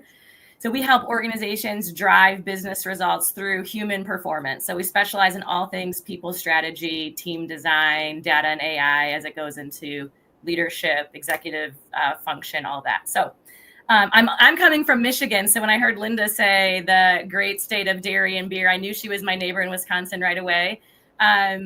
So the quick win that I would say to focus on, if you're going to take one thing away from my perspective, is to tell better stories about the impact of your total rewards. When we want to take them off of the paper and get them just out of the marketing bullets and out of orientation and actually see them come to life within our organization and put some real emotion behind that people can really connect to, you need to be an excellent marketer in the space, and that means telling stories. So setting up systems to be able to capture the stories and the impact of any sort of reward that you're offering, because it will impact people differently, and sharing those stories can be really impactful. That's awesome. Thank you so much. And as we're done with the introductions, I would love to go a little bit deeper with your personalized experience aligned with the topics. And if anyone has something to add on to that particular topics, feel free to follow up with the discussion that we have. And I would love to go with Kim initially. So within your experience from a strategic lens, why is it so important today to effectively communicate the value of total rewards, not just once a year, but consistently? Well, I think it's just universal through the whole employee journey or experience. I think that, if you are looking at your strategy, what drives people and performance and attracts people to your company, you have a clear culture, or you should be working on that. And whether you have it written or not, you do have a culture. And understanding that and trying to align and communicate those benefits to folks. So my one example, I use is if you're focused on, diversity hiring, how is your benefits package, your total rewards package supporting that initiative? So, you can have it, we can talk all day about how we are family friendly, and this is what we're looking for, we're trying to attract, say, parents or, younger professionals who are in that, in that space, but they get there and our benefits, don't support that. We don't have great parental leave. We don't have great benefits that support new parents. We don't have, other supports that go into that, helping with childcare, those kinds of things. So you really need to make sure that what you want to do as far as hiring and your people strategy and what supports them and what drives them is actually what you're doing, and then you're communicating that to them. That's incredible. And do anyone have something to add on to that? Yeah, I think a key element of what Kim is communicating is alignment. And alignment within organizations and all things that we do is, I would say, the most important thing that you can focus on as an executive, as an HR leader. Because when there is misalignment, even if people can't articulate it, they sure do feel it, and it impacts everything related to the employee experience. So really doing that audit, right? Like Linda said earlier, starting with yourself and seeing how that experience is for you. But doing that audit and finding where there is misalignment in those spaces and create alignment, either by removing that benefit or by aligning how you are communicating it to be more effective. Awesome. Thank you. And I have a question for Manuel. So within your experience, can you share a moment where improving Total Rewards communication had a measurable impact? Maybe in boosting engagement or in retention? Okay, thank you very much for that question. So in one of the companies where I worked, we faced a recurring challenge, and that recurring challenge was basically, we noticed that employees were consistently complaining that their salaries were too low, okay? The issue was that they were just focused only on their basic monthly pay, and they completely overlooked other cash allowances. There were other cash allowances, benefits in kind, long-term value elements such as pension, contribution, long-term incentives. They just ignored those ones. When you ask someone, what is your salary? They will just quote that particular amount that they get every month, ignoring all the other benefits that they get. So what I did in that organization in order to address this challenge, because they were complaining that their salaries were not that much compared, they were not comparing with other people who were occupying similar roles in their peers in other organizations, okay? So I took this step by sitting down to outline every component of the compensation package, both the cash and the non-cash. And then what I did with the non-cash was to go a step further to monetize the non-cash benefits so that we can actually see the actual worth of these non-cash benefits. And in the course of doing that, one key insight that stood out, even for me, because I didn't even know that that was what was happening, was that our pension scheme, okay, due to the way we structured the contribution, I then discovered that our employees ended up with pension balances that were 3 times higher than their peers in similar roles with the same pay elsewhere in the industry. So when I discovered this, I put everything together, packaged it into a very clear PowerPoint presentation. I then decided to organize town hall meetings, department by department, branch by branch. And in these meetings, I would then explain our remuneration philosophy, then talk about the concept of total rewards. And so when I started doing that, we then noticed that they began to see, the actual costs to company per head. So each person could now see that this is what I'm actually worth. And as a result of that, there was a visible shift in mindset. The complaints began to reduce significantly, and then we began to saw engagement go up. And then more importantly, then the employees now became aware. Okay, they became more aware and became more interested in optimizing their total reward. So their focus was not just only on that monthly cash salary that they get. They are now looking at how do I optimize and increase the bonuses that I get. the recognition opportunities. What do I need to do to increase them? The non-cash benefits, and not just focusing only on the monthly salary. So for us in that organization, communication of the total rewards was not just about transparency. Okay, yes, we're trying to be transparent to show, but it was a strategy to build trust. We were able to build their trust. We were able to shift their perception, and at the end of the day, they were all very excited, and that became something that they could beat their chest to tell their peers, okay, you and I are earning the same salary, but when I look at my pension fund account, I can see that I have 3 times more balance than what you currently have. So that was my experience in that particular organization. Thank you so much. That was amazing. And anyone has something to add up? I do wanted to add, Emmanuel, I love that you broke it down, right? I think in terms of total rewards, it's usually just, this is your package, say yay or nay. And I think employees don't understand that they do have the power of asking, hey, I totally don't understand this, like walk me through it. So you taking that initiative, and I think the key piece that you said, which I absolutely agree with and love, is converting the non-monetary benefits into cash, right? And so it's kind of like, it's a different experience when you're saying, okay, you're getting this base salary and on top of you're getting these wellness programs versus this is your base cash, right? And then this is the wellness programs with a total value of ABC. And then that does also open up, as Emmanuel mentioned, in terms of optimizing your benefits. Then they understand, okay, this is a company spend on me. Let me just save you this because I value this, right? It becomes a very collaborative thing, and which is absolutely beautiful. Awesome points.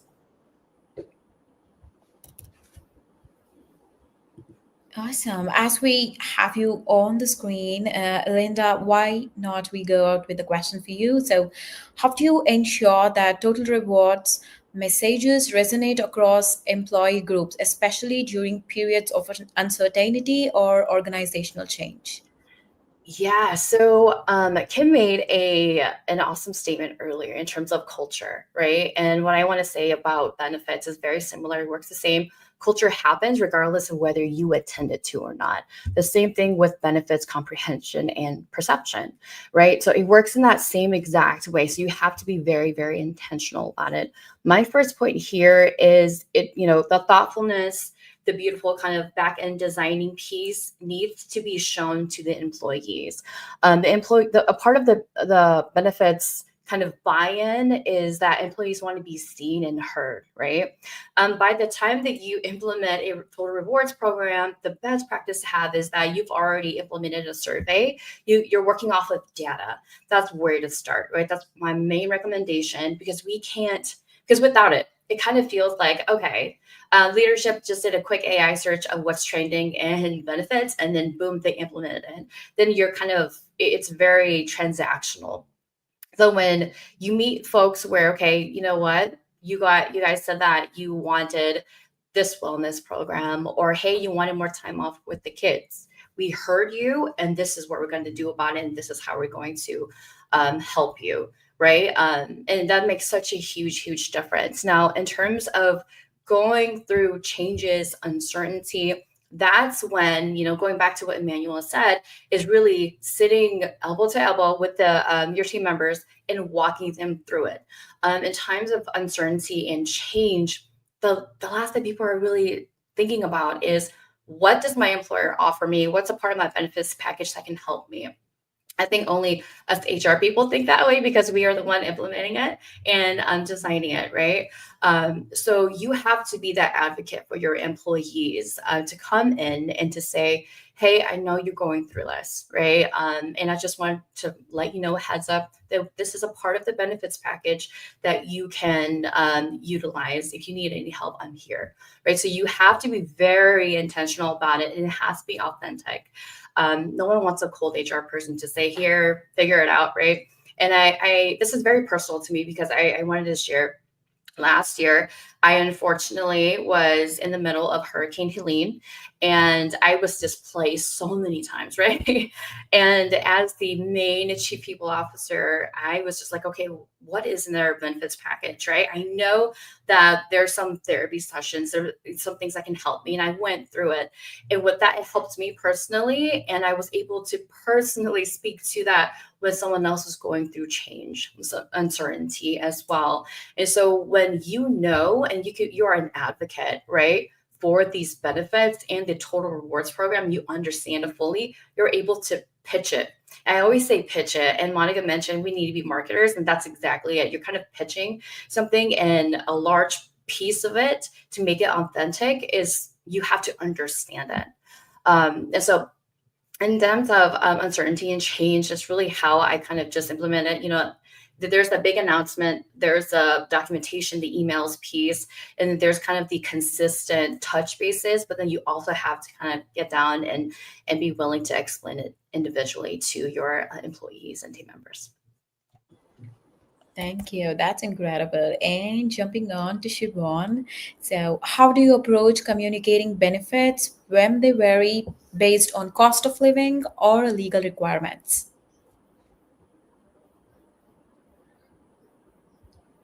Siobhan, you're mute.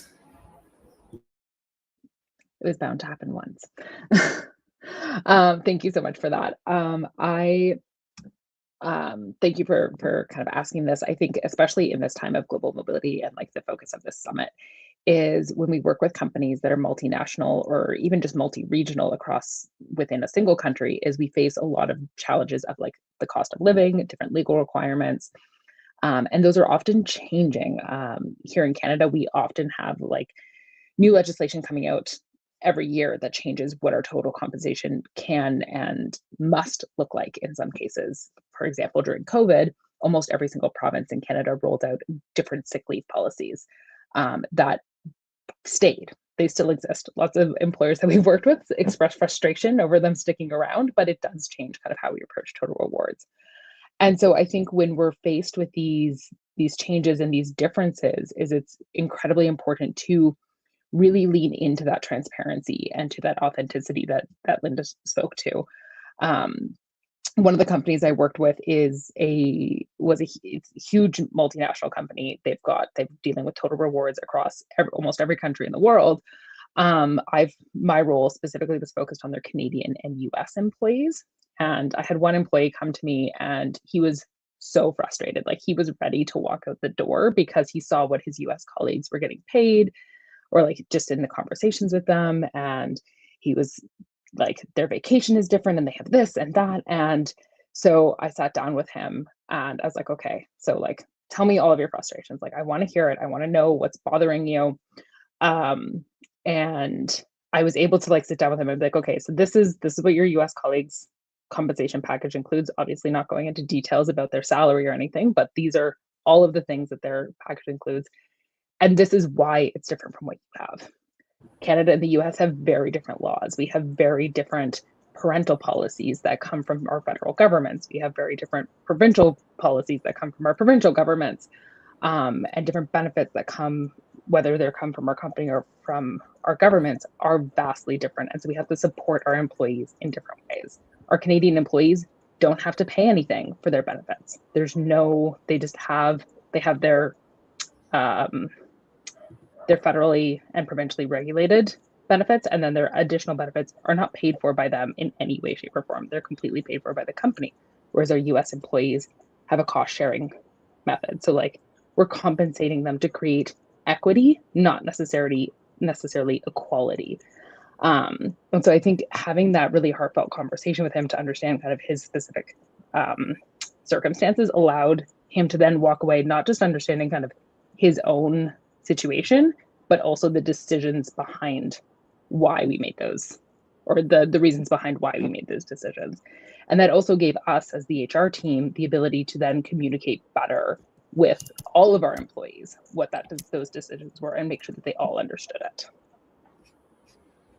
Thank you, Siobhan. That's amazing. And we can't agree more with that. And while we are right on the topic, As you know, with the rising inflation and also the rising costs everywhere around, salary isn't just the one thing that really matters. So, how can companies make non monetary rewards feel truly valuable, and how do they communicate that across regions? Who would like to go first?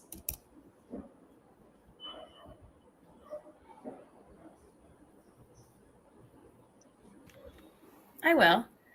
I think something that's extremely important is that we ourselves do not try to place value on things through our own lens that might not be valuable to other people. So, leveraging the brain power and experience and voices of your staff is the most important thing you can do as an HR professional in any situation. I would argue. So, really asking them what is most valuable to you now and in the next 6 months, based on your stage of life, based on what your experience is, based on what you're up against, what you're going through, what's most important to you for your career growth, for your family well-being, for your financial expansion, and being honest with what you can do and honest with what you can't do. But making sure that you are hearing from your people when you're assigning value, because what you value is certainly different than what they value based on where they're at and what they're going through.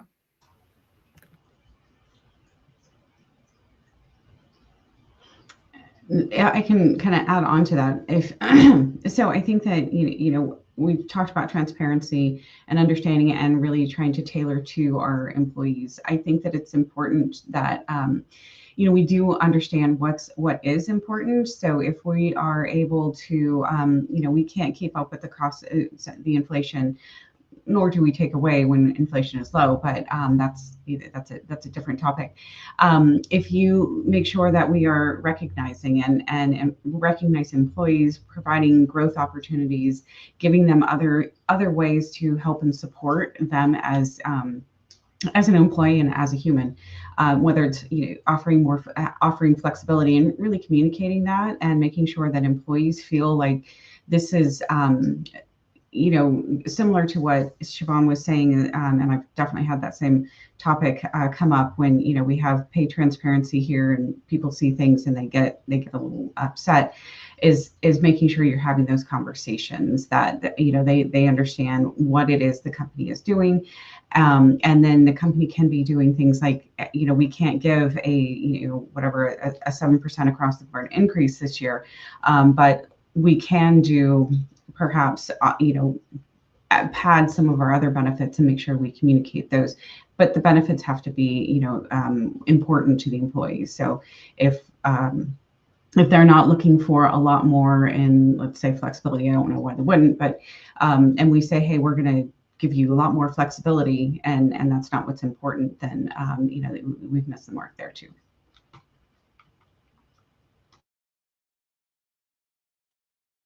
To add to that, on the note of transparency, I've been fortunate enough to have very honest employees and to work with very honest employees. And the main question I have is, Linda, real talk, is this just an excuse for a lower salary, right? So understand, like I've been told that so many times, that's kind of where I start, right? The average employee will look at the cash and will say, okay, what exactly is in this benefits package that's making me get paid this much? I think it's lower, right? So when it comes to actual cash compensation, that conversation, I'm all about transparency in terms of, here's the doc, we thought about it, we thought about you, read it, let me know you had any questions, right?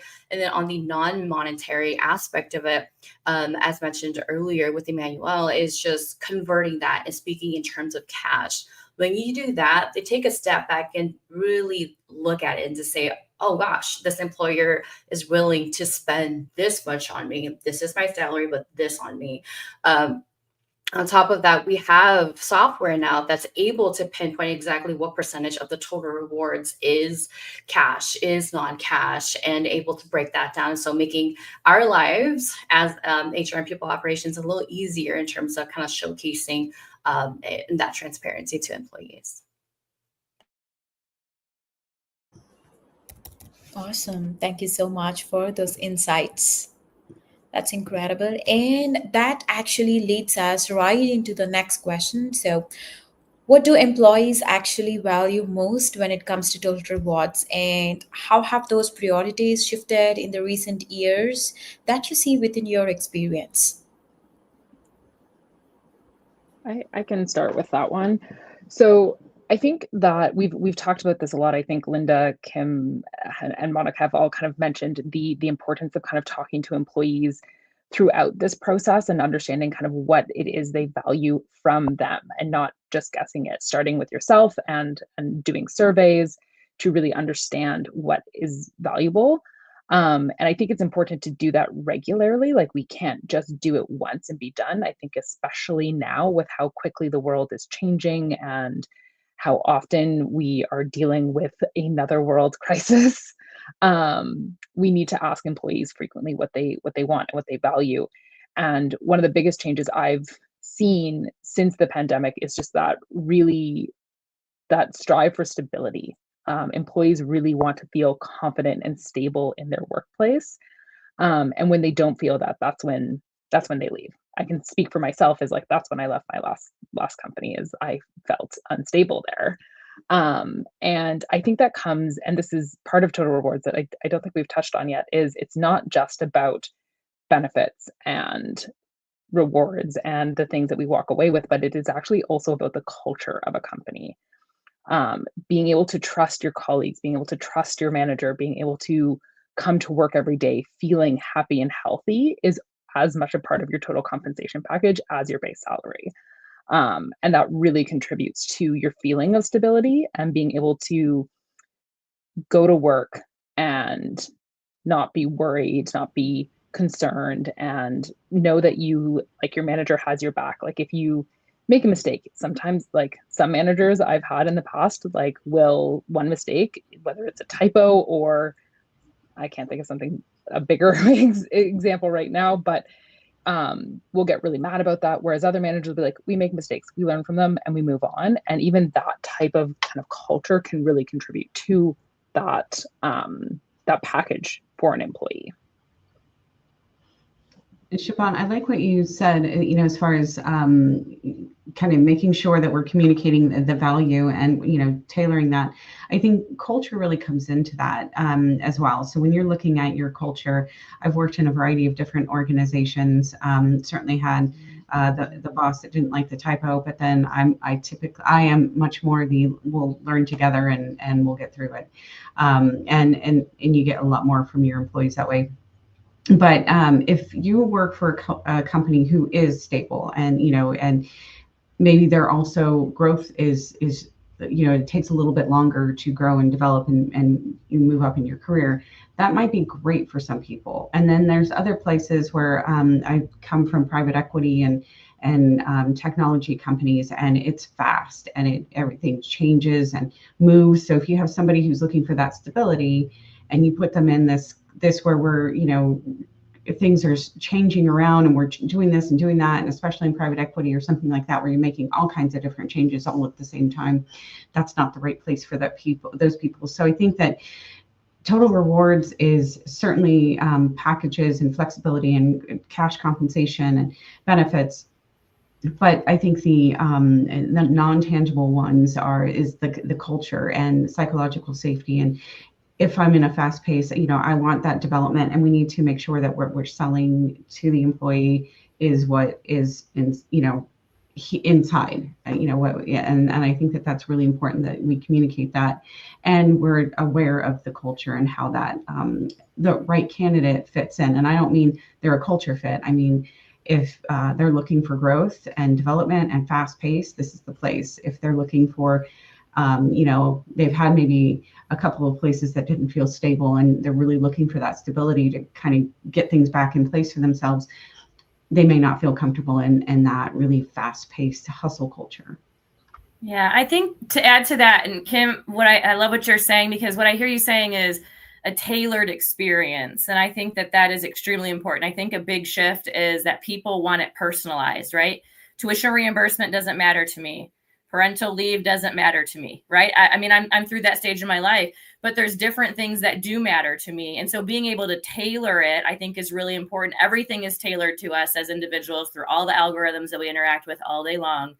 And so how do we tailor some of that for our people and communicate how we tailor it? And I think from a systems perspective, from the organizational side, a shift that's happening is that managers are key communicators in the benefits and total reward space. And because they're the first line of defense, they're who the team's interacting with the most. They're the closest to the individuals. They know when there's benefits that they might need.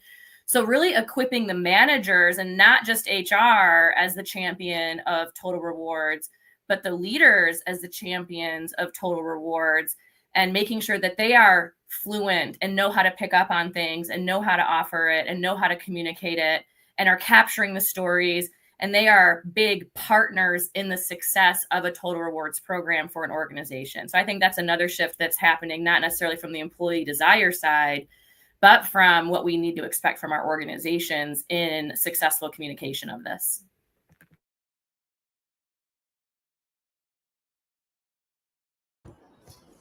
Awesome. Thank you so much. And I see Emmanuel has unmuted, so I think you have something to add on.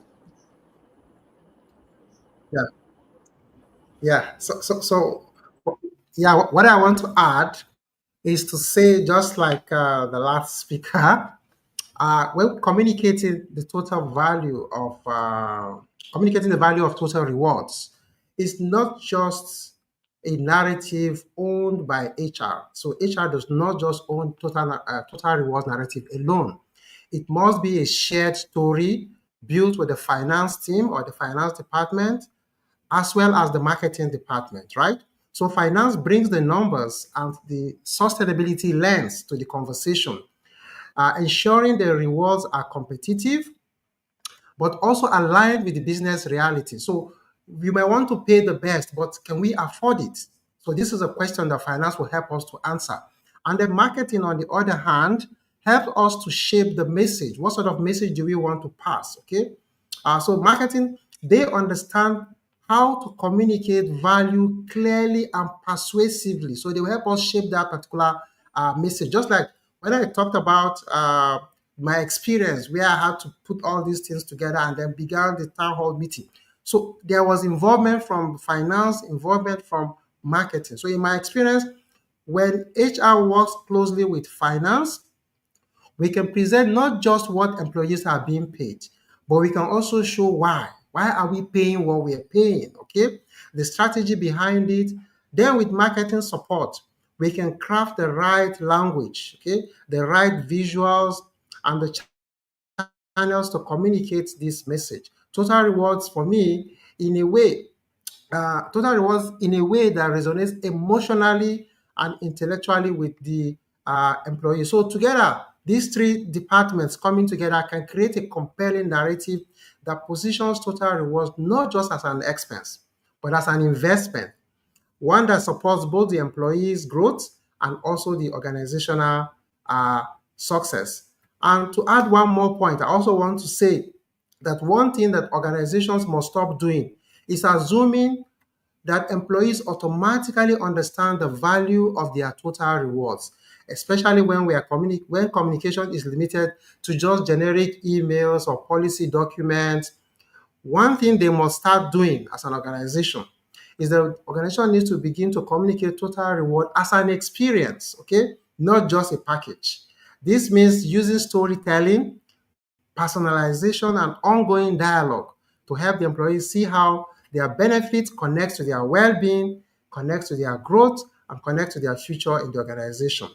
Okay, so when we stop as an organization, when we stop informing and start engaging, total rewards becomes a retention tool, not just a payroll line. Thank you so much for sharing that with us.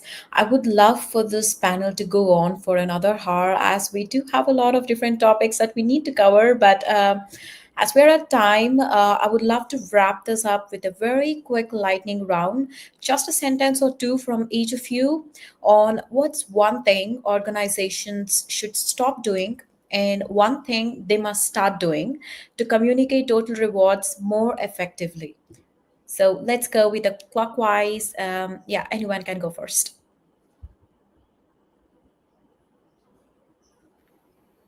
I'll go first. Okay. Stop Go ahead, Monica. assuming employees Sorry, Kim. understand their rewards.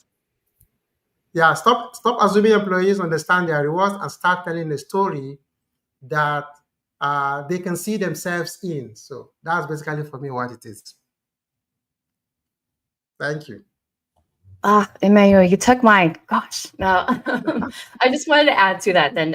Yeah, stop assuming, right? Use the data. And before you start even designing, you have to work off the data because you have very unique data to your teams. And as Emmanuel said, start asking and start just asking your folks, oh, hey, what do you value? And let's work towards that. Okay.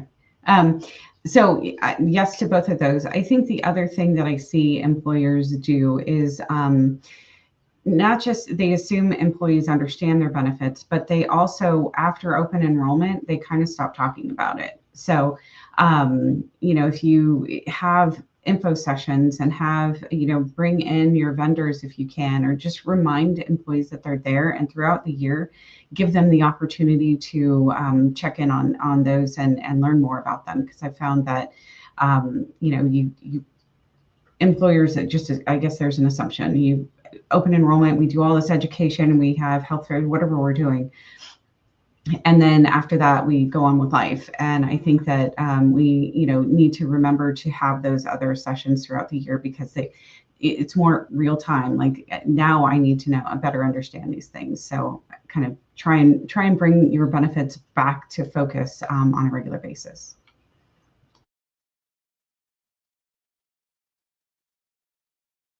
And Monica, do you have something to say?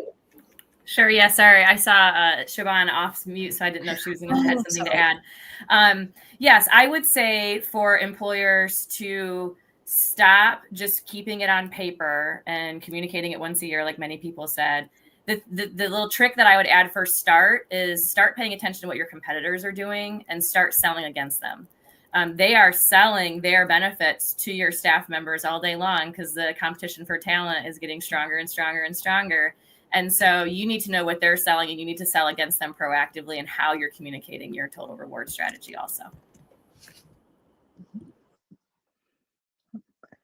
I love what everybody has said. I think to just add to that, the other piece would be, I don't really have another stop. I think we've covered a lot of the stops that came to mind, but to add something to start is to look at total compensation and total rewards. Don't just focus on the things that you can put a dollar value on. Focus on everything that you are providing to your employees in terms of their experience, their individuality, and their confidence in you as an organization. Thank you so much. Thank you all for your insights, your stories, and also for speaking it up honestly with all the topics. And to our fantastic audience, thank you all for being here, for dropping your thoughts in the chat. And there are a lot of motivating perspectives from our audience to our panelists. If you'd have some time, post the panel to check it out, and for continuing to rethink what it really means to reward people in a way that really resonates. And for our audience, I hope you're all walking away with new ways to not just build total rewards, but also to communicate them in ways you people actually feel. So please stay tuned. We'll see you in the next session in a couple of minutes. Until then, take care and stay hydrated. See you soon.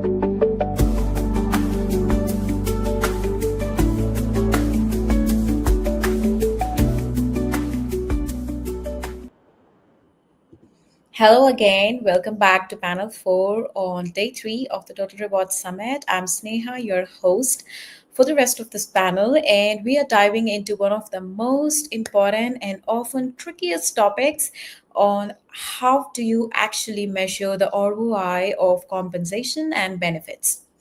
We spend so much of time designing meaningful reward programs, but how do we prove they're working? That they're really helping retention, if they're driving engagement, and most importantly, how do we make the case to leadership when the numbers aren't immediate? And we've got all in-store panel today to unpack this one, and I'm super excited. But first, just like our drill, let's loosen up things with one quick question for the chat to our audience. What's one benefit or reward you personally think is underrated but totally worth the investment? Please drop your answers in the chat. We'll peek through it as we go. And now let's meet our amazing panelists. Welcome all. To kick things off, please tell us what you do, who you are, and where you're from. And it's the same question. So, what's one benefit or reward you personally think is underrated but totally worth the investment? And let's start with Jen. Sure. Hi, everyone. I'm so excited to be here to talk about ROI. So my name is Jen. I sit in Washington State. I am currently the Senior Director of what I call the Power Team. So it's people, operations, workplace, and total rewards. I have been in the total rewards space for probably about 20 years now. And it's just never a dull moment. Most of my time has been spent in the tech industry. I found my home there when I learned I didn't have to wear high heels or dress up. It's like, yes, this is the place for me, also with my fellow nerds. And I think my favorite underrated benefit might be those milestone awards, the things that you get after you hit 1 year, 3 year. I know a lot of places it's just like, oh, here's a piece of glass, but I think you can really make it meaningful. And there are a lot of folks that I've heard who've been really looking forward to the fancy backpack or whatever it is that shows that they've made it to their 2 year anniversary. Thank you, Jen. I totally hear you. And let's see what Cassandra has to say. Thank you. I'm Cassandra Lammers, and I am located in lovely New Jersey. And I've also been in the total reward space around 20 years and love it. In terms of the what I think is so underrated, I'd say a really comprehensive EAP. And the reason I say that is because a really good EAP is going to have things about it that can help anyone and their loved ones at any time during their life, during their career. And it's all those kind of things that fall through the cracks and often get overlooked and can really, really add value at moments of stress or confusion for people. So I know I've used it myself for lots of different things: elder care, child care, finding camp for my kids, things like that that aren't always so obvious, but can really, really take some stress off you as an employee. Thank you so much. That's awesome. And Felicia, you're mute. Of course I am. Hi, my name is Felicia Shakiba. I'm the CEO at CPO Playbook, and we're located in the Bay Area. I think one thing that I think is underrated is maybe benefits around childcare. I think this really opens up a really amazing talent pool that's really hungry to kind of get back to work, maybe new parents, and they don't, necessarily have the confidence in finding the right childcare to go back to work. And when you have some sort of benefit or, even on-site childcare that I've seen, it's just a true, they're very grateful, and we're grateful to have them in any business. So I think it's really underrated, and it just makes a world of a difference. That's a very thoughtful reward. Yes. And thank you for that. And let's go with Shivendra. Hello, everyone. This is Shabendra. Make it easier. You can call me Shiv to refer it easily for all of you. And I see that most of the major ones that has been already covered by all my fellow co-panelists. So thank you for covering that. I would go as simple as the one that I just mentioned to somebody. It's a day off on somebody's birthday. So it's just enjoy your day with your family, be with your kids, be with your friends and relatives, and whatever you want to do, just do it.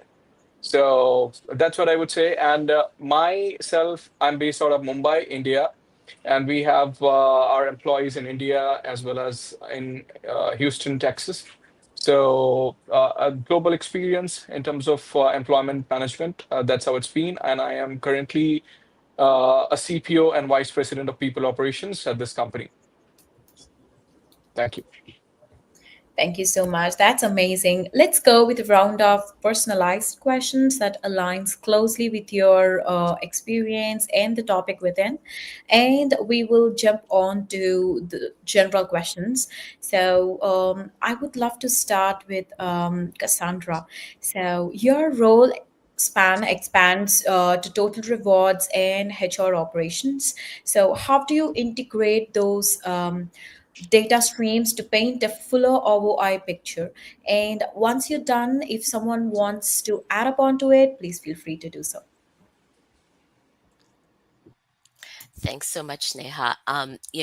It's really, really important to think holistically about the processes, the systems, everything that's involved in how you're managing all of your people related things, and understanding then what the data is that can really help you measure that ROI. So really thinking end to end about not just total rewards, but the entire people experience and how that contributes to the business. And then sort of backing that into what is the business strategy? How do we make it really something meaningful to the business and design the programs in that way? Easier said than done, of course. It's not, most of us aren't coming into a situation where we can build from the ground up and do that with great intention. So oftentimes you have to kind of retrofit where you are, but it is so important to be able to really have those metrics and processes aligned to what the business is really measuring, because otherwise you really won't know what your ROI is, and you really won't know how to measure it, because we have to be looking at the same things. Our people functions exist to support the business.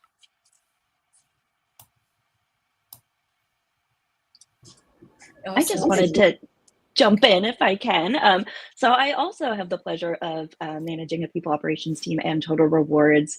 One thing that I have found really helpful is if you are in that privileged place of being able to start up a new incentive program or a new program of any sort within the people team, bringing everyone together at the beginning. So as soon as you hear someone has a rumbling of maybe wanting to create a bonus program, get your ops person and your comp person to talk so you can start thinking about what data is even available. How can we track these metrics? Does this stuff exist in our systems? Because then at the beginning, it's the easiest point in time to be like, okay, time out. That's great. No way for us to track that. How about we steer it? It's much easier to start at the beginning with that conversation than after everyone already fell in love with the idea. So my suggestion is just bring folks in as early as you can to see what's realistic for measurement. Yeah, and just to piggyback off of what Jen's saying, I think data, the clean and correct and reliable and valid data is so important. I mean, I feel like it's almost half the battle, knowing what you have and what's available to you, like you said, Jen. And I mean, it's really difficult to create any type of compensation strategy or benefit where you don't have like the right numbers, the right data or reliable data. So I just think that that's incredibly important, Jen, that you brought up.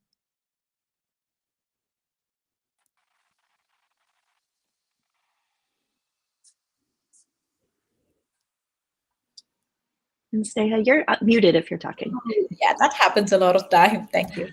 And thank you so much for adding those details up. And let's jump on to the next one on how have you gotten stakeholder agreement on what ROI even means? So any key framing that helped align expectations. This is to Jen, and anyone can add on to that.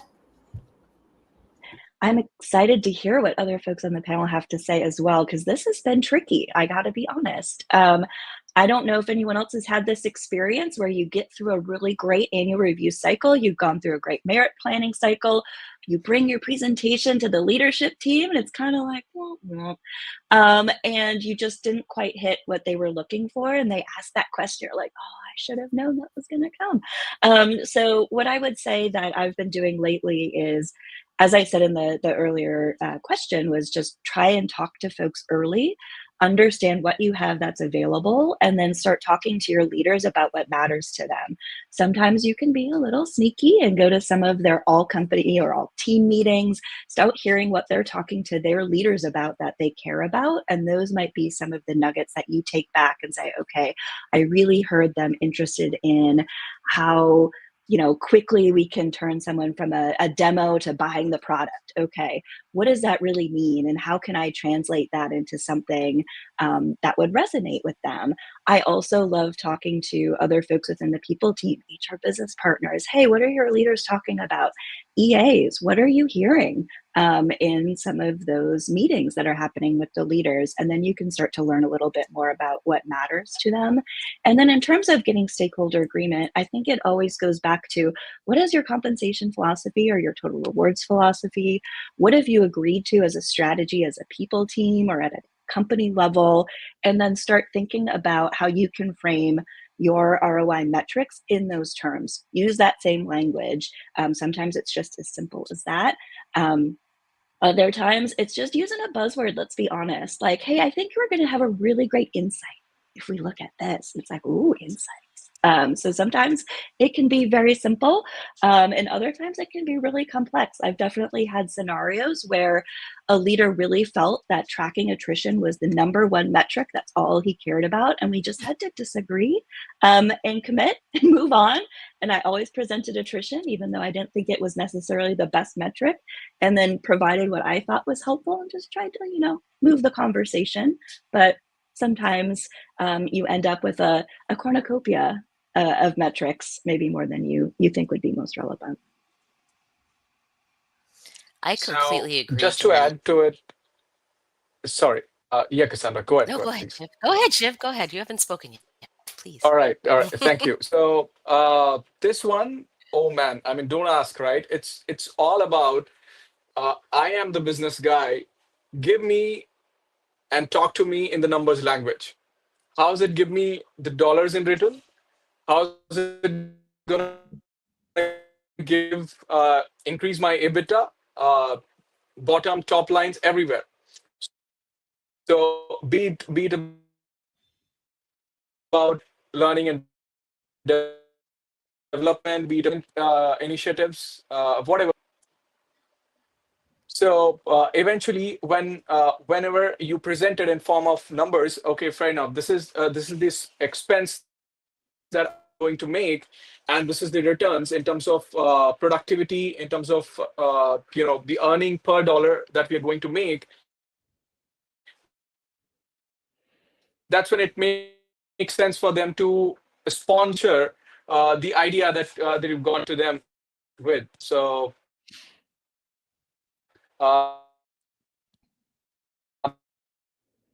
that's what I would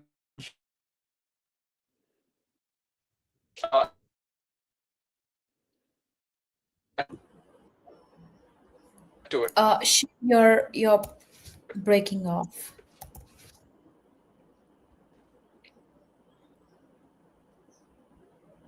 Well, I think what I heard Shiv say was, just to kind of make some clarity for him, because Shiv, you're not coming through, but the dollars and cents matter, and if it, that's what's going to move the needle for a lot of stakeholders. And so, and to be able to show, I think what Shiv is saying is that if you're going to be able to show the ROI, you need to be able to show that it benefits the bottom line.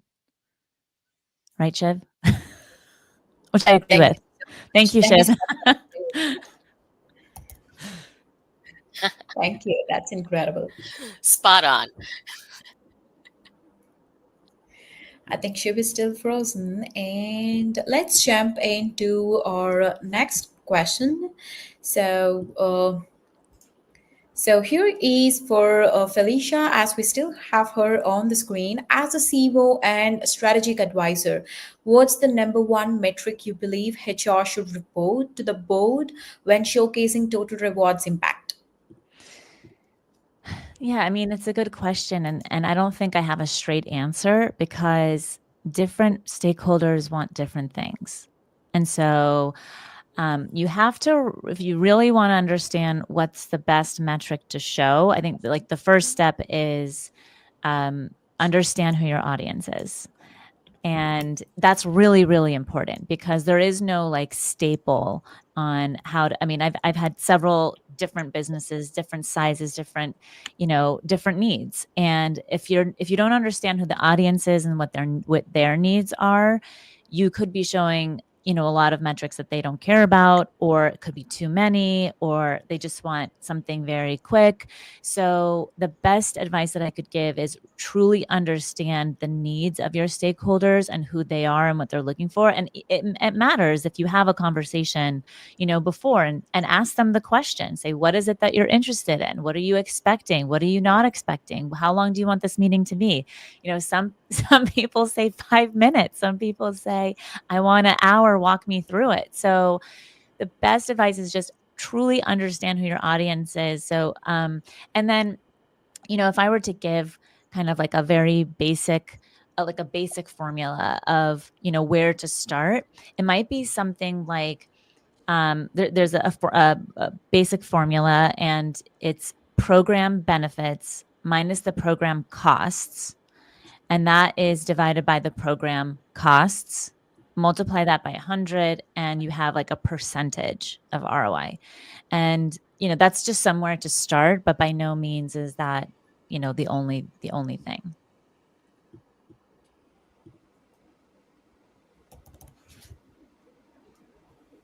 Thank you. Thank you so much. I see that we can jump into our general question. So I would love to begin with a very general one that relates to this topic. So what does ROI really mean in the context of total rewards, as simple as it is? And how do you define success beyond just savings?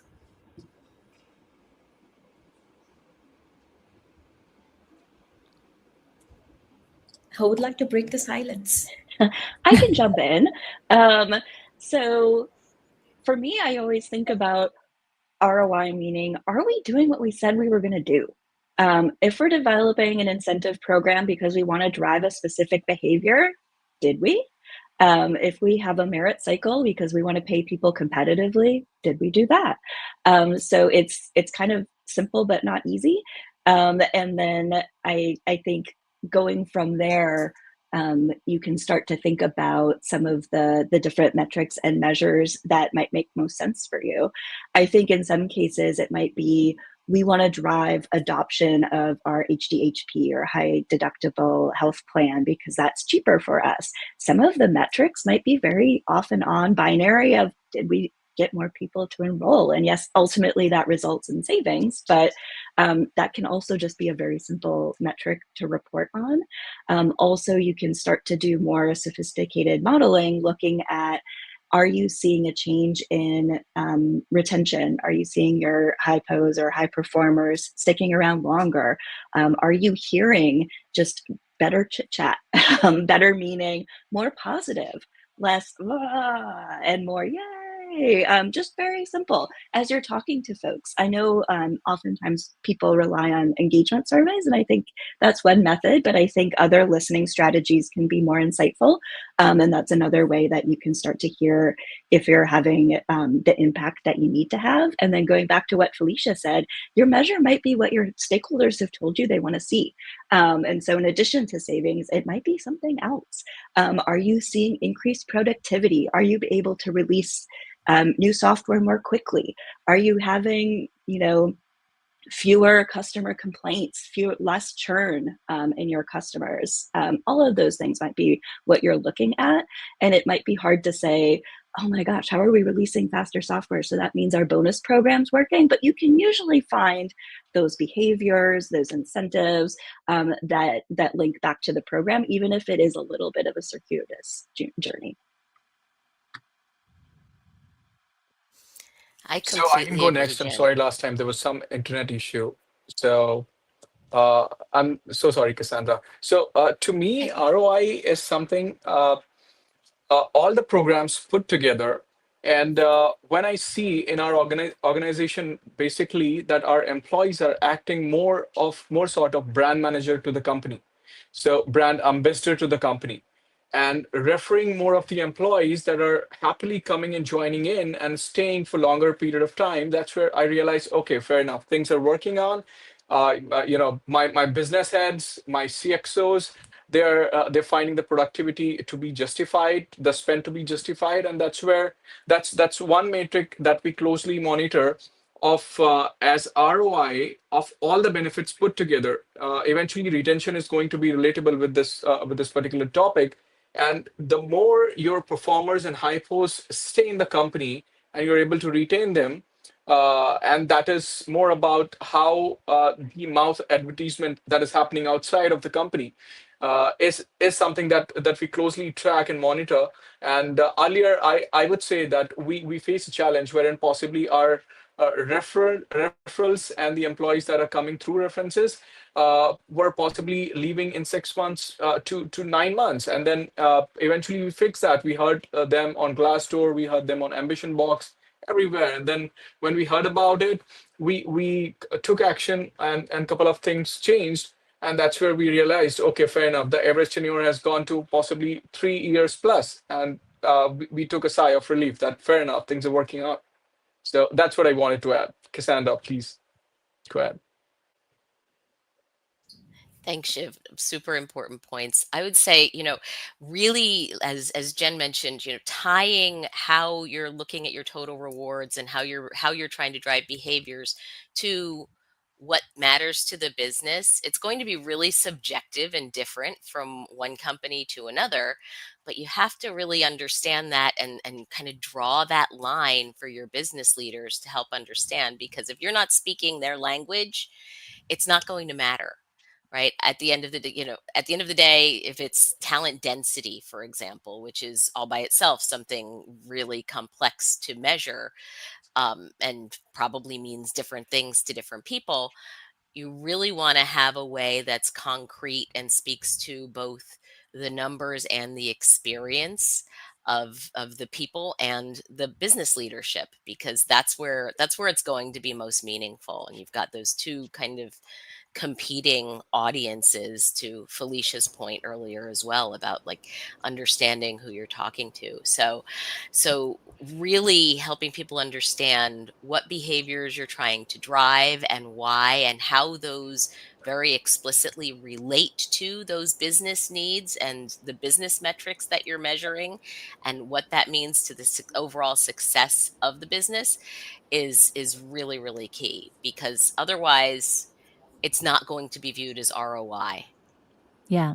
And just to back you up on that, Cassandra, it's really critical that even if you have the best compensation program, that managers and leaders understand what that strategy looks like and is able to communicate it to their people. Even if you have, again, the best program, it will mean nothing if your leaders are not on board and supporting that message of, this is, the type of pay we have. This is how we're competitive. This is how we make programs fair for everyone in the business and our function. This is how we hire. This is, we have to be able to communicate that not only to the business leaders, but allow them to really buy into it. And so that partnership with business leaders is so critical to helping you really make a successful program and make sure that people view it, like Cassandra said, as a return on investment and not just numbers that organizations see other organizations using in regards to compensation or other benefits, and then just copying and pasting it into their own organization, if that makes sense, right? This is awesome. You're all bringing a lot of value to this panel, and it's getting more interested from topic to topic. So thank you for that perspective, especially as you all think beyond savings and into the real impact that we're creating. And building on to that, as we see with so many changes that's happening around the countries right now, with the economic shifts, with the increasing inflation and the new regulations, and also with the changes in the labor law. So how are you redefining ROI for total rewards to reflect outcomes like retention, engagement, and also well-being?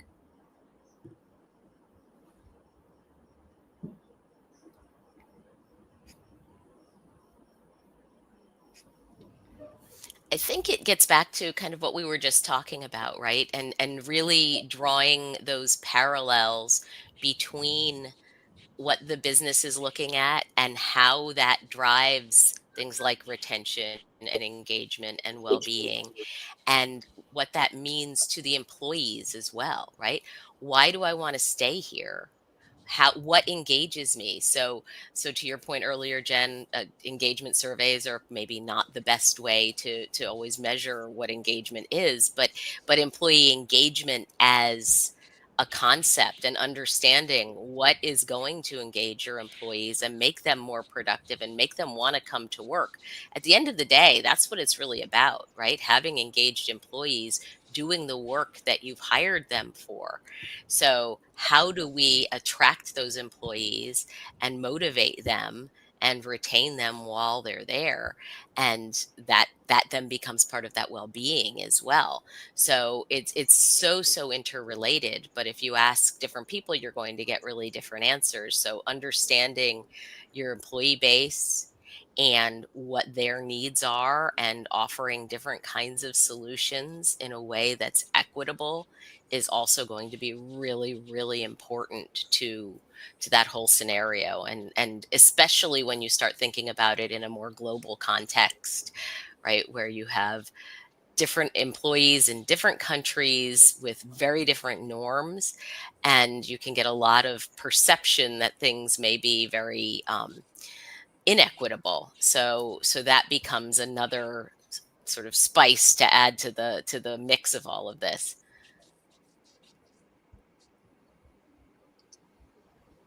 And I think, I don't know that we've been doing a lot of redefining, but it has been a little bit more conversational with leaders for something like, I'm just going to use well-being. So in the US, for example, I had a leader who was thinking, if we took a look at how much vacation people were taking and how much short-term disability people were on, that would be a good proxy for how well they were doing. They're like, we just got to drive that down. It's like, well, is that really the right behavior? Or do we want to have a safe environment where folks feel like they can take that day off because they know they need it to recharge and they're actually using the benefits that we offer to them that we said that we wanted them to use? And so I think it becomes, again, I don't think that the environment necessarily is leading us to redefine as much as we're just having a little bit more deeper conversation around what is the company that we want to be, and how do we get there, and what is the environment that's going to lend ourselves to that particular outcome.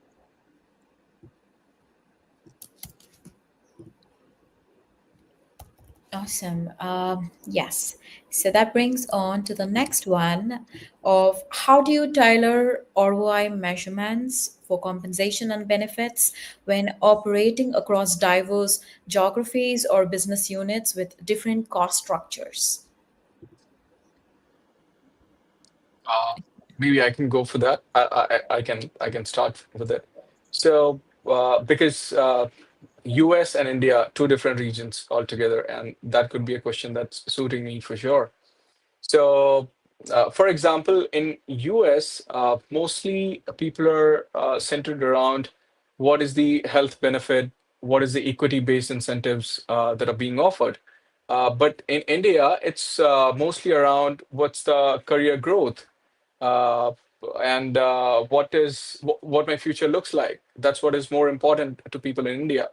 So the idea here is, of course, the business has to be global, but when it comes to making policies or practices around people, it has to be localized.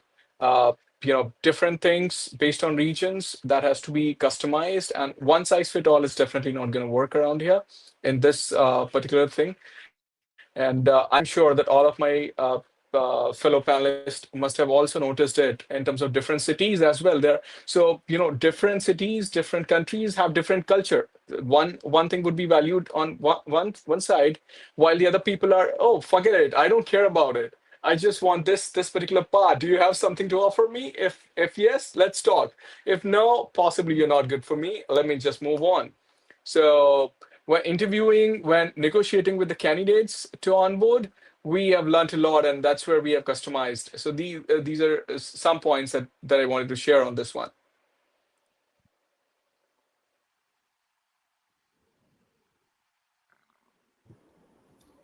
Awesome. Would anyone want to? Okay.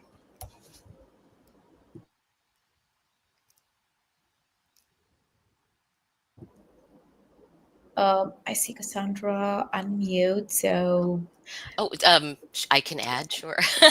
No, Shiv, you're right, and one of the things is just sort of understanding those local markets, knowing, right, that it's kind of they think globally, act locally, knowing that you are treating your employees consistent to the local market, to whatever your target is in that local market, right? How are you really benchmarking, which can get particularly in the benefits space, can get kind of messy, but really, really important to understand like what it is, who your competitors are locally, what they're providing, and make it so that the experience of the employee is appropriate and consistent from market to market, city to city, country to country, so that people know that wherever they are with you as an employer, they're going to have an experience that lines up to what the local market conditions are and the company's approach to how they treat their employees, so that no one feels marginalized or looks at any particular area as being maybe over or under benefiting from whatever the package is that the company offers. I totally agree with that. And as we are right at the time, but we still do have a lot to cover, I would go with a couple of straightforward questions where we could run with just a sentence or two. And here is my first one. At what point is it most useful to highlight ROI? So is that right after launch or quarterly or renewal time? What are your thoughts? I would say quarterly. I mean, it just depends on how quickly your business is moving and the change readiness that they have. But I would move towards quarterly. And I think that really kind of lights a fire because there's 3 months is not a lot of time, but in order to actually move the needle, you have to move very quickly. And so you and your team in this function would move very quickly in order to hit that next measurement. So I would do quarterly.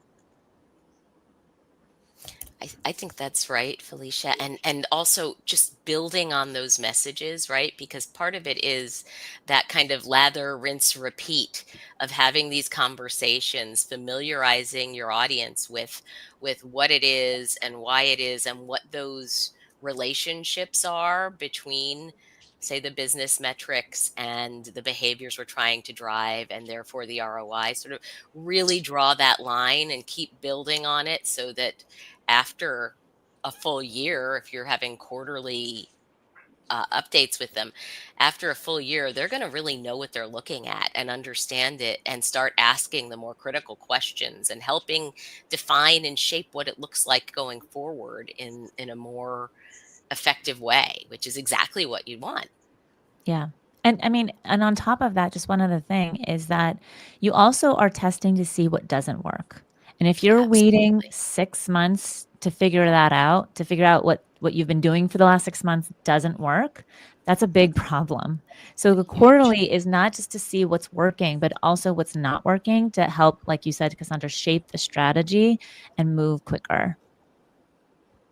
And I was going to say, it depends.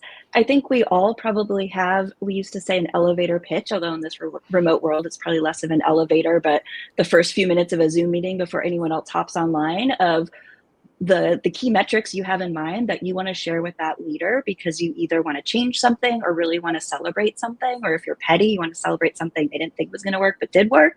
So just be ready to have those moments of, hey, I'm worried about this, ROI is blah. Or, hey, this is going really well. Here's what we're seeing. And so it may be that you have that opportunity, once a year, but you just need to be ready to take advantage of it. Correct. I think I agree with Felicia in terms of the frequency and also about to monitor and understand that what's not working. That's the most important thing about any program. Because of course we have implemented it thinking that it's going to work, but keeping a track as to what's not working is the most important thing. So it's to me it's longitudinal measurement rhythm that has to just go on, and to your clients, to your internal clients, stakeholders, you got to be highlighting as frequent, reasonably frequency as possible. Because eventually we do not want to be in a situation wherein after 6 months, once it is highlighted, hey, you know what, $50,000 you just spent on it, nothing just mattered. Where were you so far? So that's a situation that we never want to be in. So absolutely, frequency is definitely matter. Thank you so much. That's amazing. And I love those perspectives. We will wrap up with one last question. So, if you could only track one ROI related metric over the next 12 months, what would that be and why? Would love your answers on that. Anything unique? So to me, it's revenue per dollar is something that I always track and is on top of my dashboard. Because that gives me a sense of understanding as to how the people operations team is helping with the quality people and achieving the goals, organization goals. Eventually, we are for-profit organization, and we want to ensure that companies in well financial situation to ensure the career of the people and the growth of the people that we've employed. So that's something that I always track and is in front of me.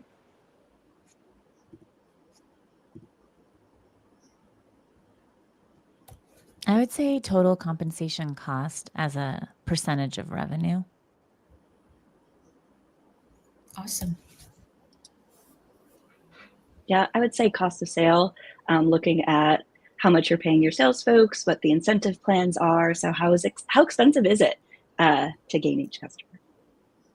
Sales is such a fun function. Compensation. It's the most interesting, I would say. Thank you so much, all. This is one fun conversation we had today, and I loved all the perspectives, and I hope our audience had a great time.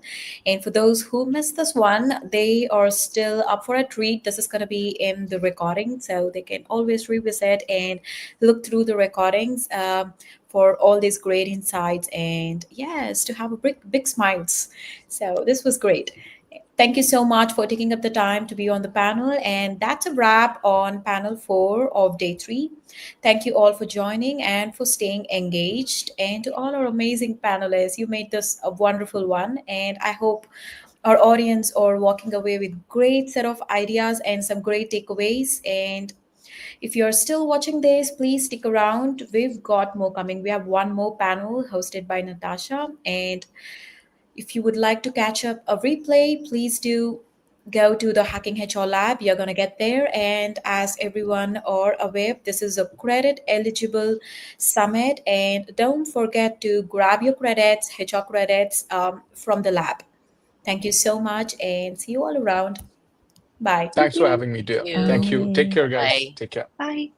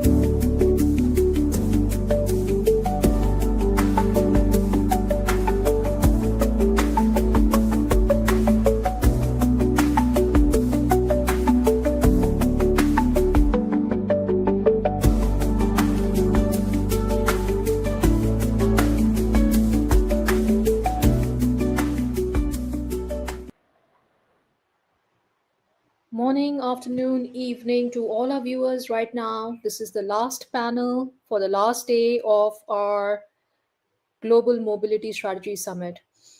By the time my colleague brings our panelists on screen, please put into the chat from where you're joining.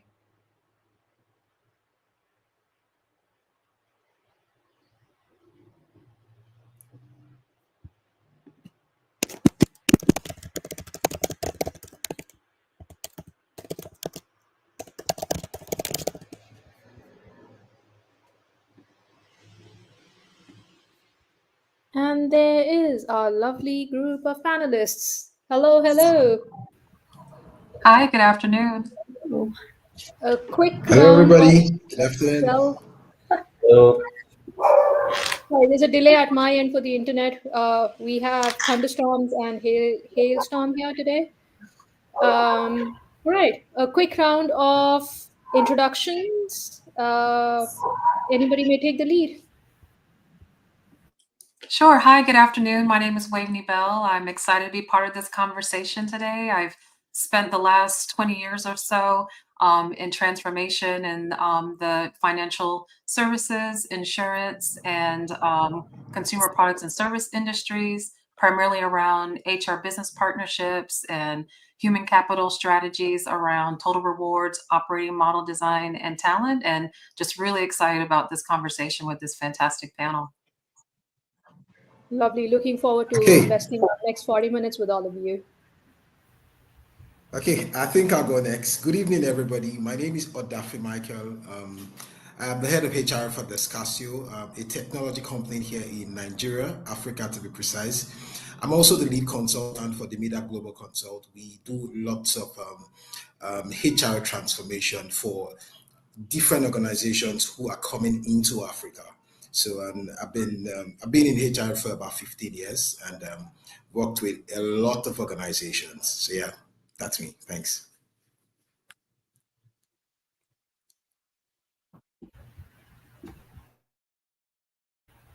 I'll go next. Hi, everyone. So happy to be here. My name is Wendy Ellis. I lead talent and learning at Health Edge, which is a healthcare technology company that's focused on modernizing the payer space.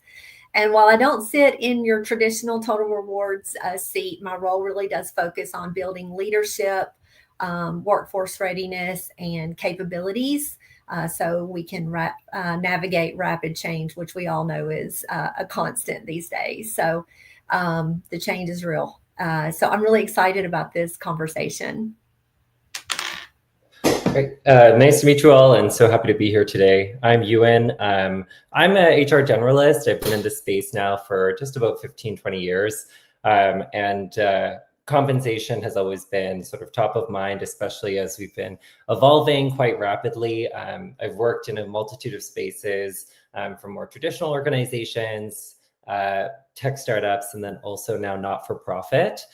So it's been really interesting sort of getting to explore and understand the approach to compensation and philosophy across a multitude of industries, and excited to have the conversation today with all of my colleagues. Lovely. So let's hear from our global panelists today.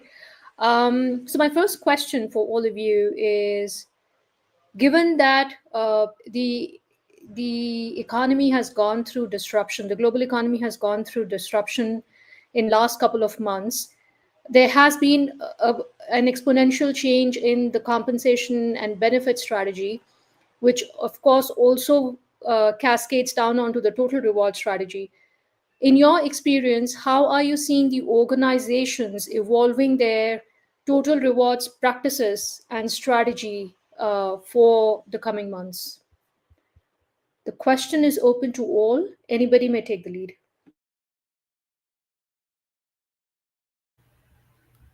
I'll start with this one. I think it really it's not, the disruption isn't just a challenge, it's like a design prompt. So it invites us to shift from reactive to more proactive reward models. And from my lens, it really means aligning rewards to what will build the future. So when we think about cross-functional thinking, continuous learning, leadership at every level, and then we really need to prioritize flexibility, transparency, and the ability to pivot with speed, but also not compromise fairness. I'd love to add to that. I think, Wendy, you said that so well. I think disruption is constant. It really puts a spotlight on anything that we have in our systems that may be outdated or, that might be misaligned. So I think really the conversation now is taking the time to do that assessment, not just to look at what we're evaluating, but why we're evaluating, how we're incentivizing employees, and making sure that it's not just fit for now, but it's fit for the future as things are moving so rapidly. And where do we look for opportunities to personalize and modularize where we can? Okay, thank you so much. I think I'll probably please permit me to speak a little bit more direct to the African market. And I think what has happened in the African market is we have literally moved from having standardized structures to strategic, personalized structures. And that's because what the disruption has done is it has brought to fore a lot of the challenges that we currently have, the economic challenges. So at the moment, I think we are paying more attention to flexibility, educational support. We want most of the incentives to speak to the problems, and this eventually reflects on how organizations can now retain, most of the staff who work for them. So I think we are gradually moving from having standardized systems to personalized systems, so we could literally speak to the issues we're having due to the disruption. Thank you. And just to add on, I think, Wendy really hit the nail on the head as well in terms of kicking us off. It's really about how do we react to disruption and also use that to consider thoughtful design for the future. So not sticking with the status quo, I think, is the most important thing. If it worked in the past, it doesn't mean it's going to work in the future. And also looking to market to understand what tools and what technologies are coming forth and having a big impact, and also can improve our own internal processes to better adapt and understand where our employees are at, whether that's physically or in life stage. There's a lot of opportunity just in terms of leveraging these tools and data and this insight. And data has never been more accessible, which is really exciting. Absolutely. And continuing on this conversation about disruption, I think the most noise about disruption right now after COVID has been AI.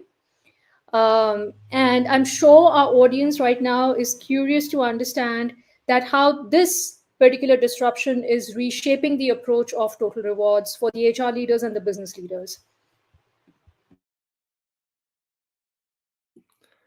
I'm happy to jump in as a starter for this one. My direct experience, I would say AI has really helped business leaders level up their own knowledge. So I feel like when we're starting a conversation about total compensation or total rewards at my organizations that I'm working with right now, people are coming to the table with more questions. And sometimes that's a good thing, but also sometimes they don't have full understanding and context, and they don't have full knowledge when it comes to the space because they don't know the questions or the prompts to ask when they're asking things in AI or asking things in ChatGPT. So I would say part of the readiness is making sure that people understand the challenges and then also some of the opportunities that exist within this new infrastructure and this new way of seeking data. And I'll build on that just a little bit because AI is one of my favorite subjects. And I think that the total rewards function and really any function across the people space really need to be building that baseline of AI fluency.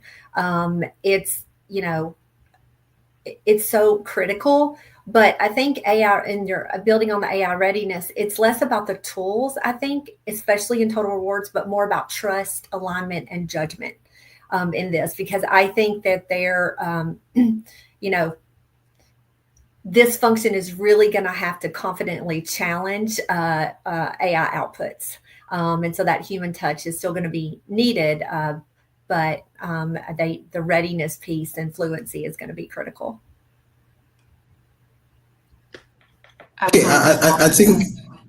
Okay, sorry. Go on, Belly. Go on. Oh, thank you, Adafe. I was just going to add, because I heard it mentioned a couple of times around data, and I think it's also very important to make sure that as organizations are moving towards wanting to consider different AI tools or AI solutions, that there's a foundation that's already been set in terms of the data infrastructure, being clean, having governance, having the job architecture, ready, skills taxonomies, all the things that AI is going to need to be able to read, to be able to help with driving decisions that the business can actually use, that HR can actually use. So that readiness, just like any platform or system migration, it's so critical to make sure that the environment is ready to support it. But then also, again, to the points that, Wendy and Ewan made, is that we have to also have a change in mindset in terms of how we intend to use these solutions, because it's going to open up, much more potential for us, less being reactive, but more being proactive, less of just reporting on compensation data and trends, but more on what we can do in the future, being proactive and predictive. Yeah, I think I totally agree with Belly. We lead for us in Africa. One of the major things focused on is it has helped us eliminate or maybe reduce a lot of bias in the whole of our compensation plan. And a lot of people are getting AI included in their learning and development at the moment. So we want everybody to get involved. It has truly helped us here in Africa to reduce a lot of bias when it comes to compensation plans. So, yeah, thanks. Lovely. I also heard from one of the panelists that it's also about bringing in the environment readiness in the organizations for this kind of a disruption to exist or coexist, let me say that. So in your experience, what does building AI readiness looks like for the total rewards function?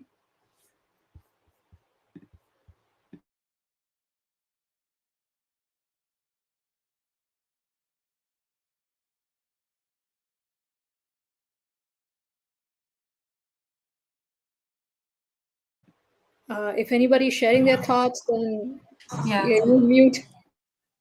So I think it again goes back to making sure that you have the right data, you have the right partnerships with your CIO, partnerships with within the HR organization to ensure that the data infrastructure exists, you have the right governance, the right privacy, policies in place, that you've done the work to make sure that, as we always say, bad in is bad out. So making sure that your job architectures, you have skills taxonomies that are built out, and all of that takes time. So readiness and preparation, and in some aspects can take months.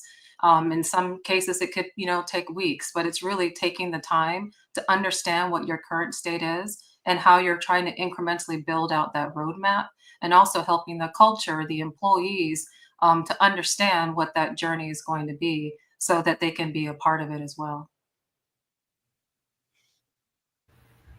Also think it gives us an opportunity to have more of a focus on transparency, because a lot of times employees are like, well, how did that decision get made? What are our salary ranges? Am I paid fairly? And so when we think about that increasing focus on transparency, it's not really about data dumps, it's meaningful context. And I think that AI can help by doing some personalized comp summaries, creating like clear visual explanations of how decisions are reached, and helping identify inconsistencies. So and supporting our managers to have better data backed pay conversations, which I think can bridge and build more trust within an organization. Yeah, I like to agree with Wendy. I think transparency is the key word for me. It has helped a lot of organizations make wonderful and good decisions. That's the point where AI is doing a lot of work for us. It just becomes a little bit of your compass. It gives you some clarity as to what decision to take. So yeah, I think that's how it has happened for us here. Definitely agree with the necessity when it comes to transparency and making sure that that's built into the process. And I really love what one of my panelists also said about bad data in, bad data out. So making sure that you're really scrubbing and looking critically at the sources of where you're pulling information from, and then also making sure that the infrastructure that you have internally is ready to be supported. In terms of how you operationalize the use of AI in Total Rewards. Lovely. So considering these factors, I'm going to step back slightly. Before AI dominated the industries, the Total Reward strategy went through a lot of transitions and transformation periods. There was a time when it started, it was all about loyalty with the organization. Then it got transitioned into what my competition is doing. Then it transitioned into a phase where it became more workforce generation driven. And now,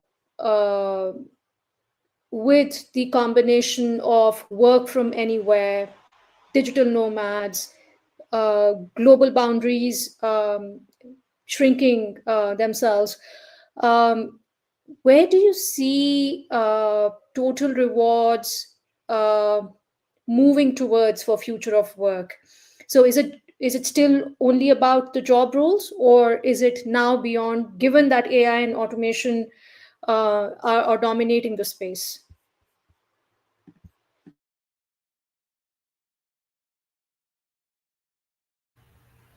So I'm happy to take a stab at this, but bottom line for me is we need rewards to be flexible. Thinking about modular benefits and location neutral perks. So our employees know what's available and why. They need to be more inclusive. So designed with diverse employee experiences in mind. So I think this hybrid, distributed, and diverse workforce is going to continue to evolve. And we need to be ready to be adaptive, getting regular feedback, and based on those feedbacks, really creating the reward so that there's impact and it's not just about proximity.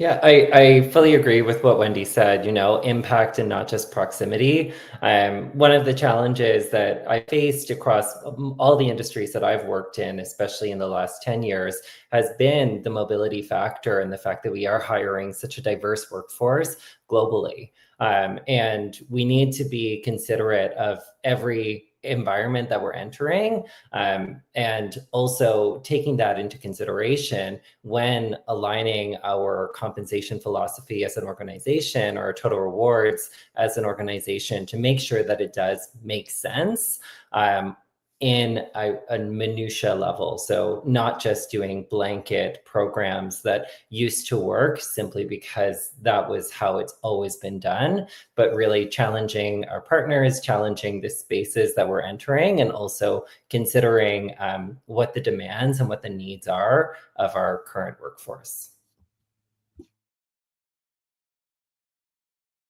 Okay, I'll just say, I think at the moment we are prioritizing equity over equality, because Evan said it clearly, we are currently hiring from a diverse workforce, so we have to have some clear understanding of what the individuals in those, wherever they find themselves, we have to accommodate literally everybody. So if we literally can if we can lean towards equity, I think we will get the best out of these guys.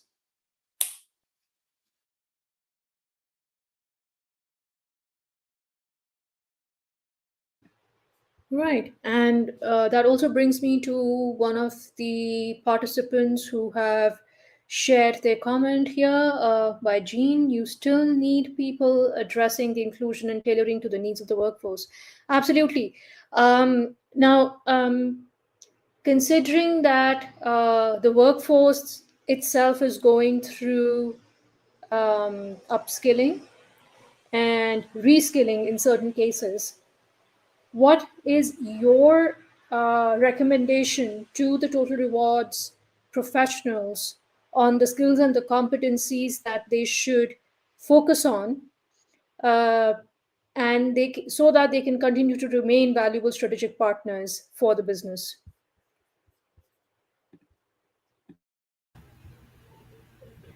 So, just so to clarify the question, you asked what are the critical skills for total rewards professionals that they need to develop? Was that the question? Yeah.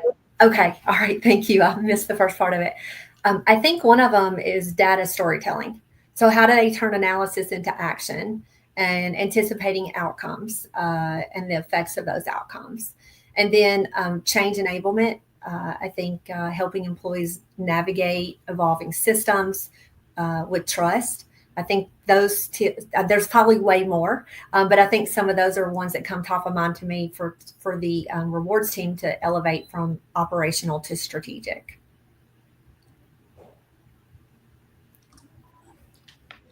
I'll just add to what Wendy shared is, I think there's also an opportunity, the data storytelling, but also either aligning with other parts of an organization that has modeling skill sets or developing those skill sets as well to be able to take data from talent, data from the business to be able to provide, insights around what different reward mixes, how does that compare to employee satisfaction?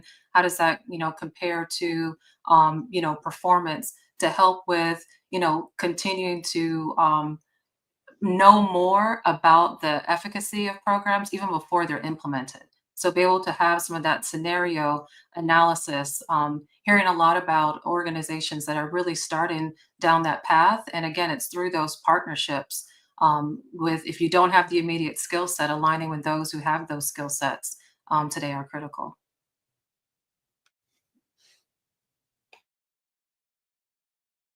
Yeah, I agree. I think partnership, both internally and then externally, in terms of understanding how to utilize these tools and these ways that data is being automated, and then also not being overwhelmed by the data. So understanding like what to prioritize based on the initiatives that are being driven by your executive team.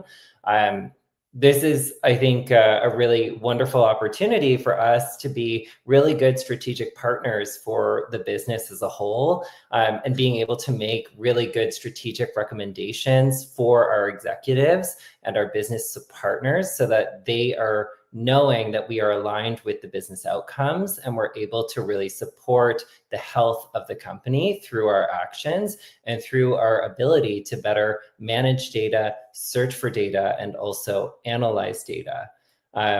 I look at that as a real big opportunity, especially because if you're like me as an HR professional, I don't have a traditional sort of data background. So it's been a lot of upskilling and a lot of learning to get to this space. I totally agree with Ellen. So Ellen, I think we're on the same boat. Probably never had any experience in data analytics before now. And so I think it was an opportunity to, start using AI as my compass. It literally helped me so much. And I think it's making HR more interested in terms of decision making and how to interpret the business to senior management. So totally agree with you, Ellen.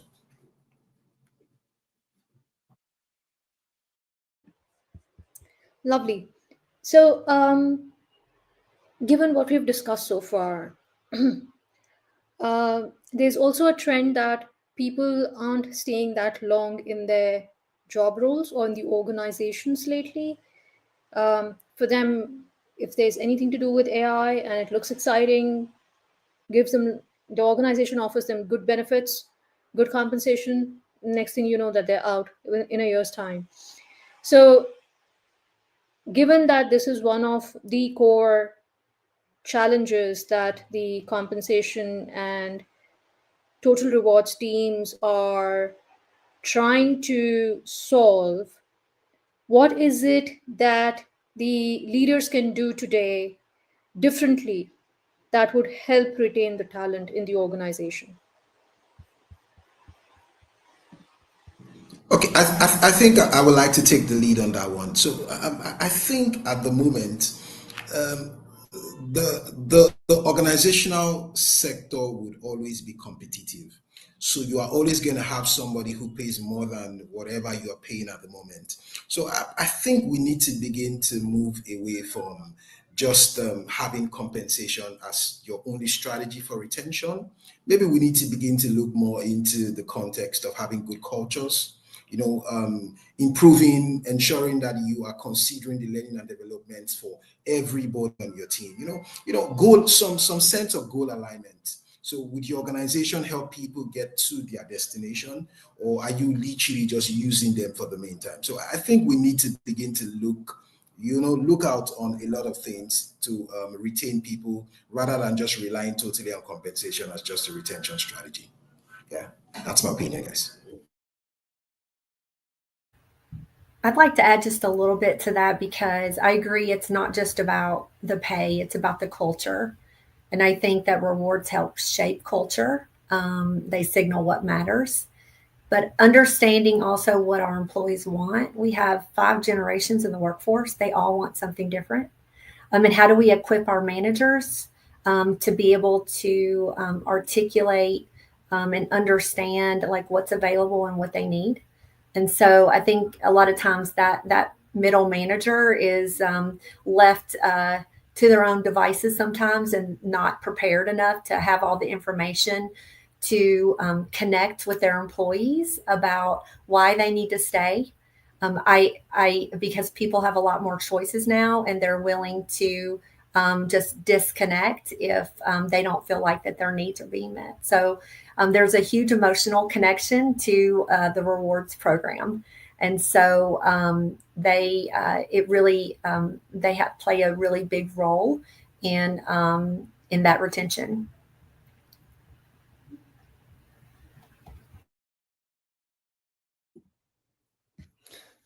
I agree completely. I think the middle manager and sort of the direct people manager plays an integral role. And part of, I think, our questions or the solutions that we can propose is how to really support that group in terms of how they're engaging employees beyond just cash compensation and beyond just total rewards.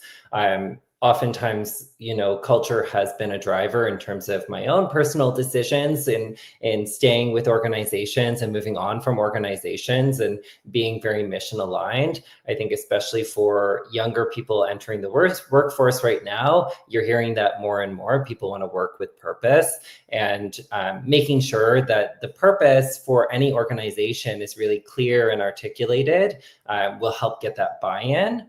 And bringing it back to total rewards, how can we facilitate that? It's, integrating new programs and different types of programs that are aligned with the mission of the organization, and making sure that we're looking beyond just what's traditionally been done.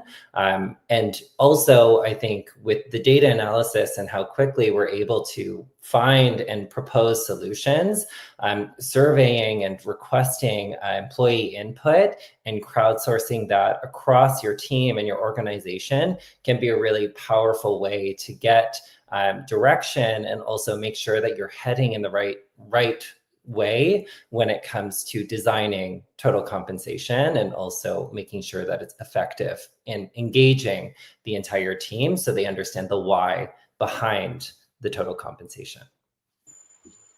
Lovely.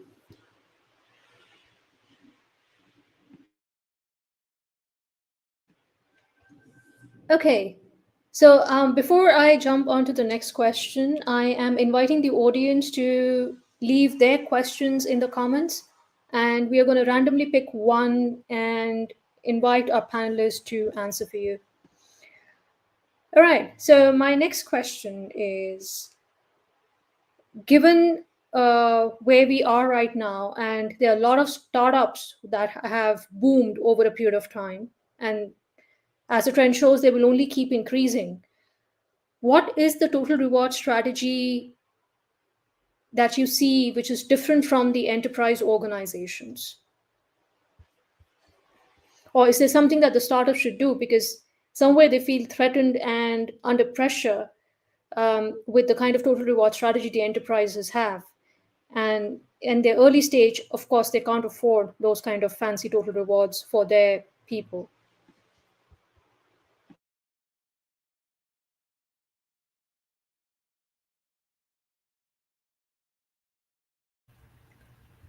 That's a great question. I'm not sure I'm the most qualified to respond to that one. But I think it has to be, a lot of it is around transparency for those employees coming in the door. And a lot of times it's the focus on the compensation, what are the short-term incentives, as well as job title.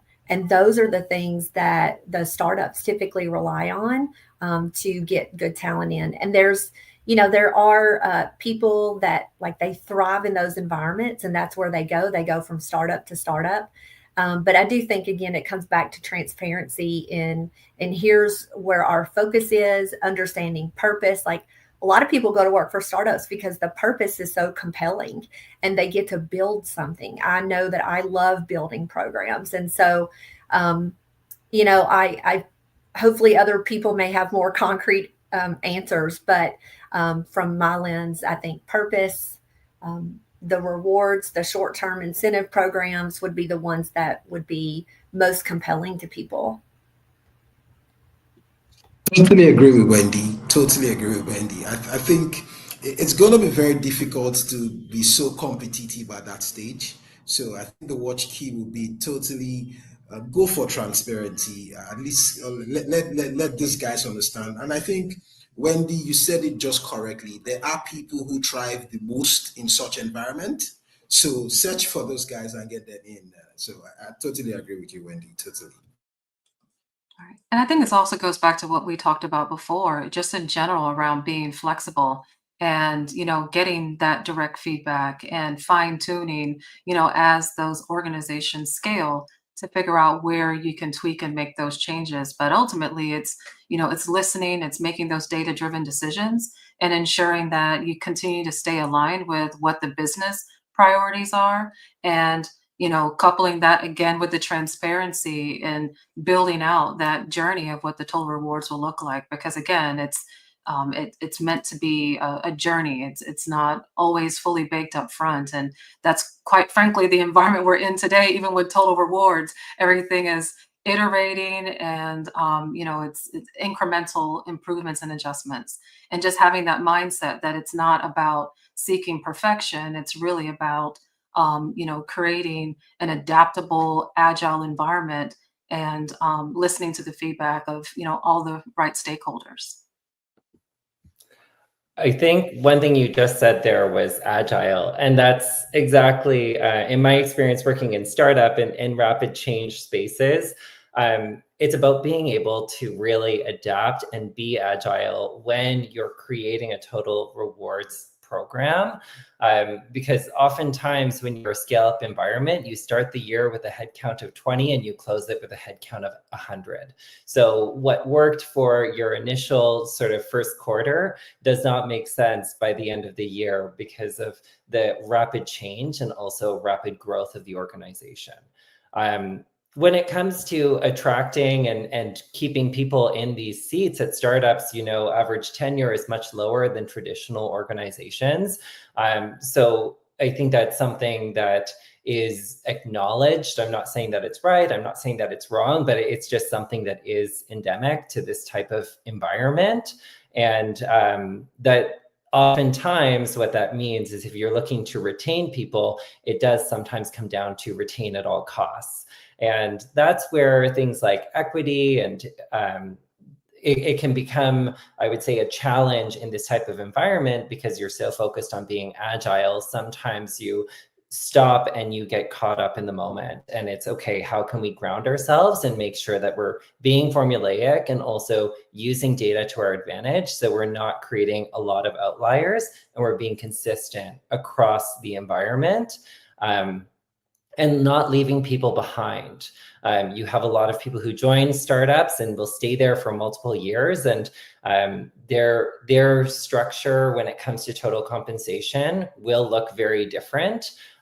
So making sure that you're considering that, especially when you're looking at startups, equity is a big factor, and that does play into how people approach their compensation when joining organizations that are in the startup phase.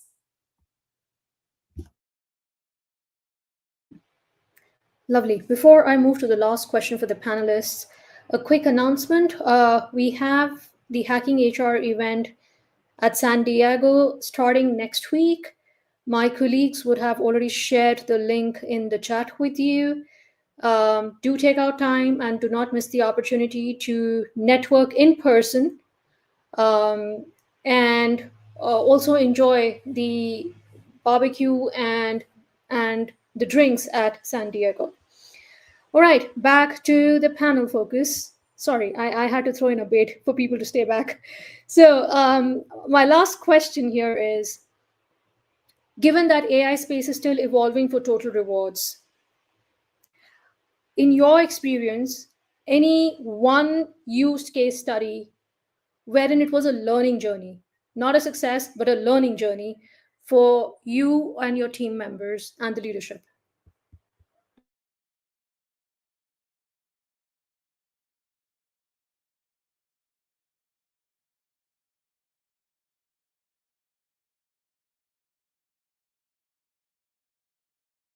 That was not tough.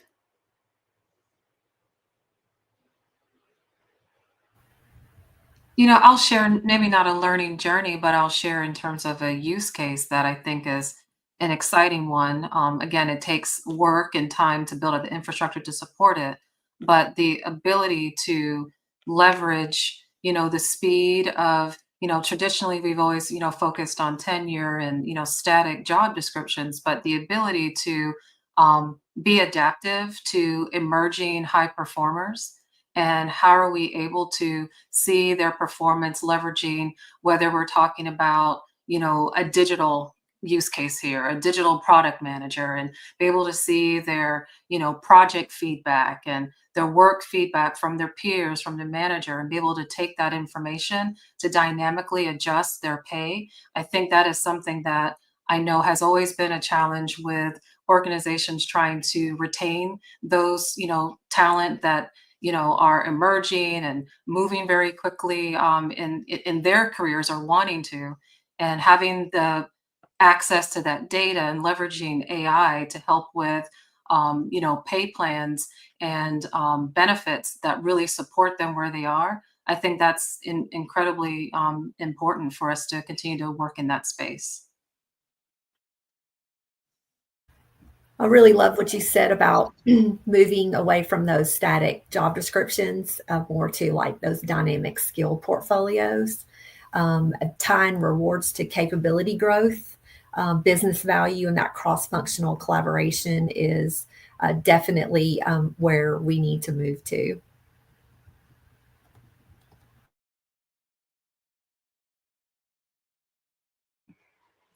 Lovely. Some good insights in there. Any last minute additions from the panelists? Okay, a quick rapid fire then. In that case, your one word advice to the audience for not getting overwhelmed with AI while doing their total reward strategy. I don't know if this is one word, Natasha, thank you, but I'll say test and learn. Lovely. Patience. Patience with yourself. Patience. You stole my word. I was going to say patience as well, definitely. Maybe one more from you. Okay, I would literally say agility. Agility. Okay. Ivan, maybe one more from you. Yeah, I would say just be fearless. There's a lot of information out there, and it's okay to challenge yourself, and don't be scared of these tools. They're such a great opportunity to enhance your already existing skill sets and just level up what you bring to the table in terms of being a strategic business partner. Lovely. Very So well. this is our Agile Total Rewards and Global Mobility Strategy Summit panel. Bang on time, very well time boxed. Thank you so much. Great audience and great panelists and some really nice insights for all of us. I'm going to sign off along with my panelists today, and until we meet next. Thank you and have a lovely evening, afternoon or morning, wherever you are. Bye-bye. Thank you Thank all. everybody. Thank you so much, guys.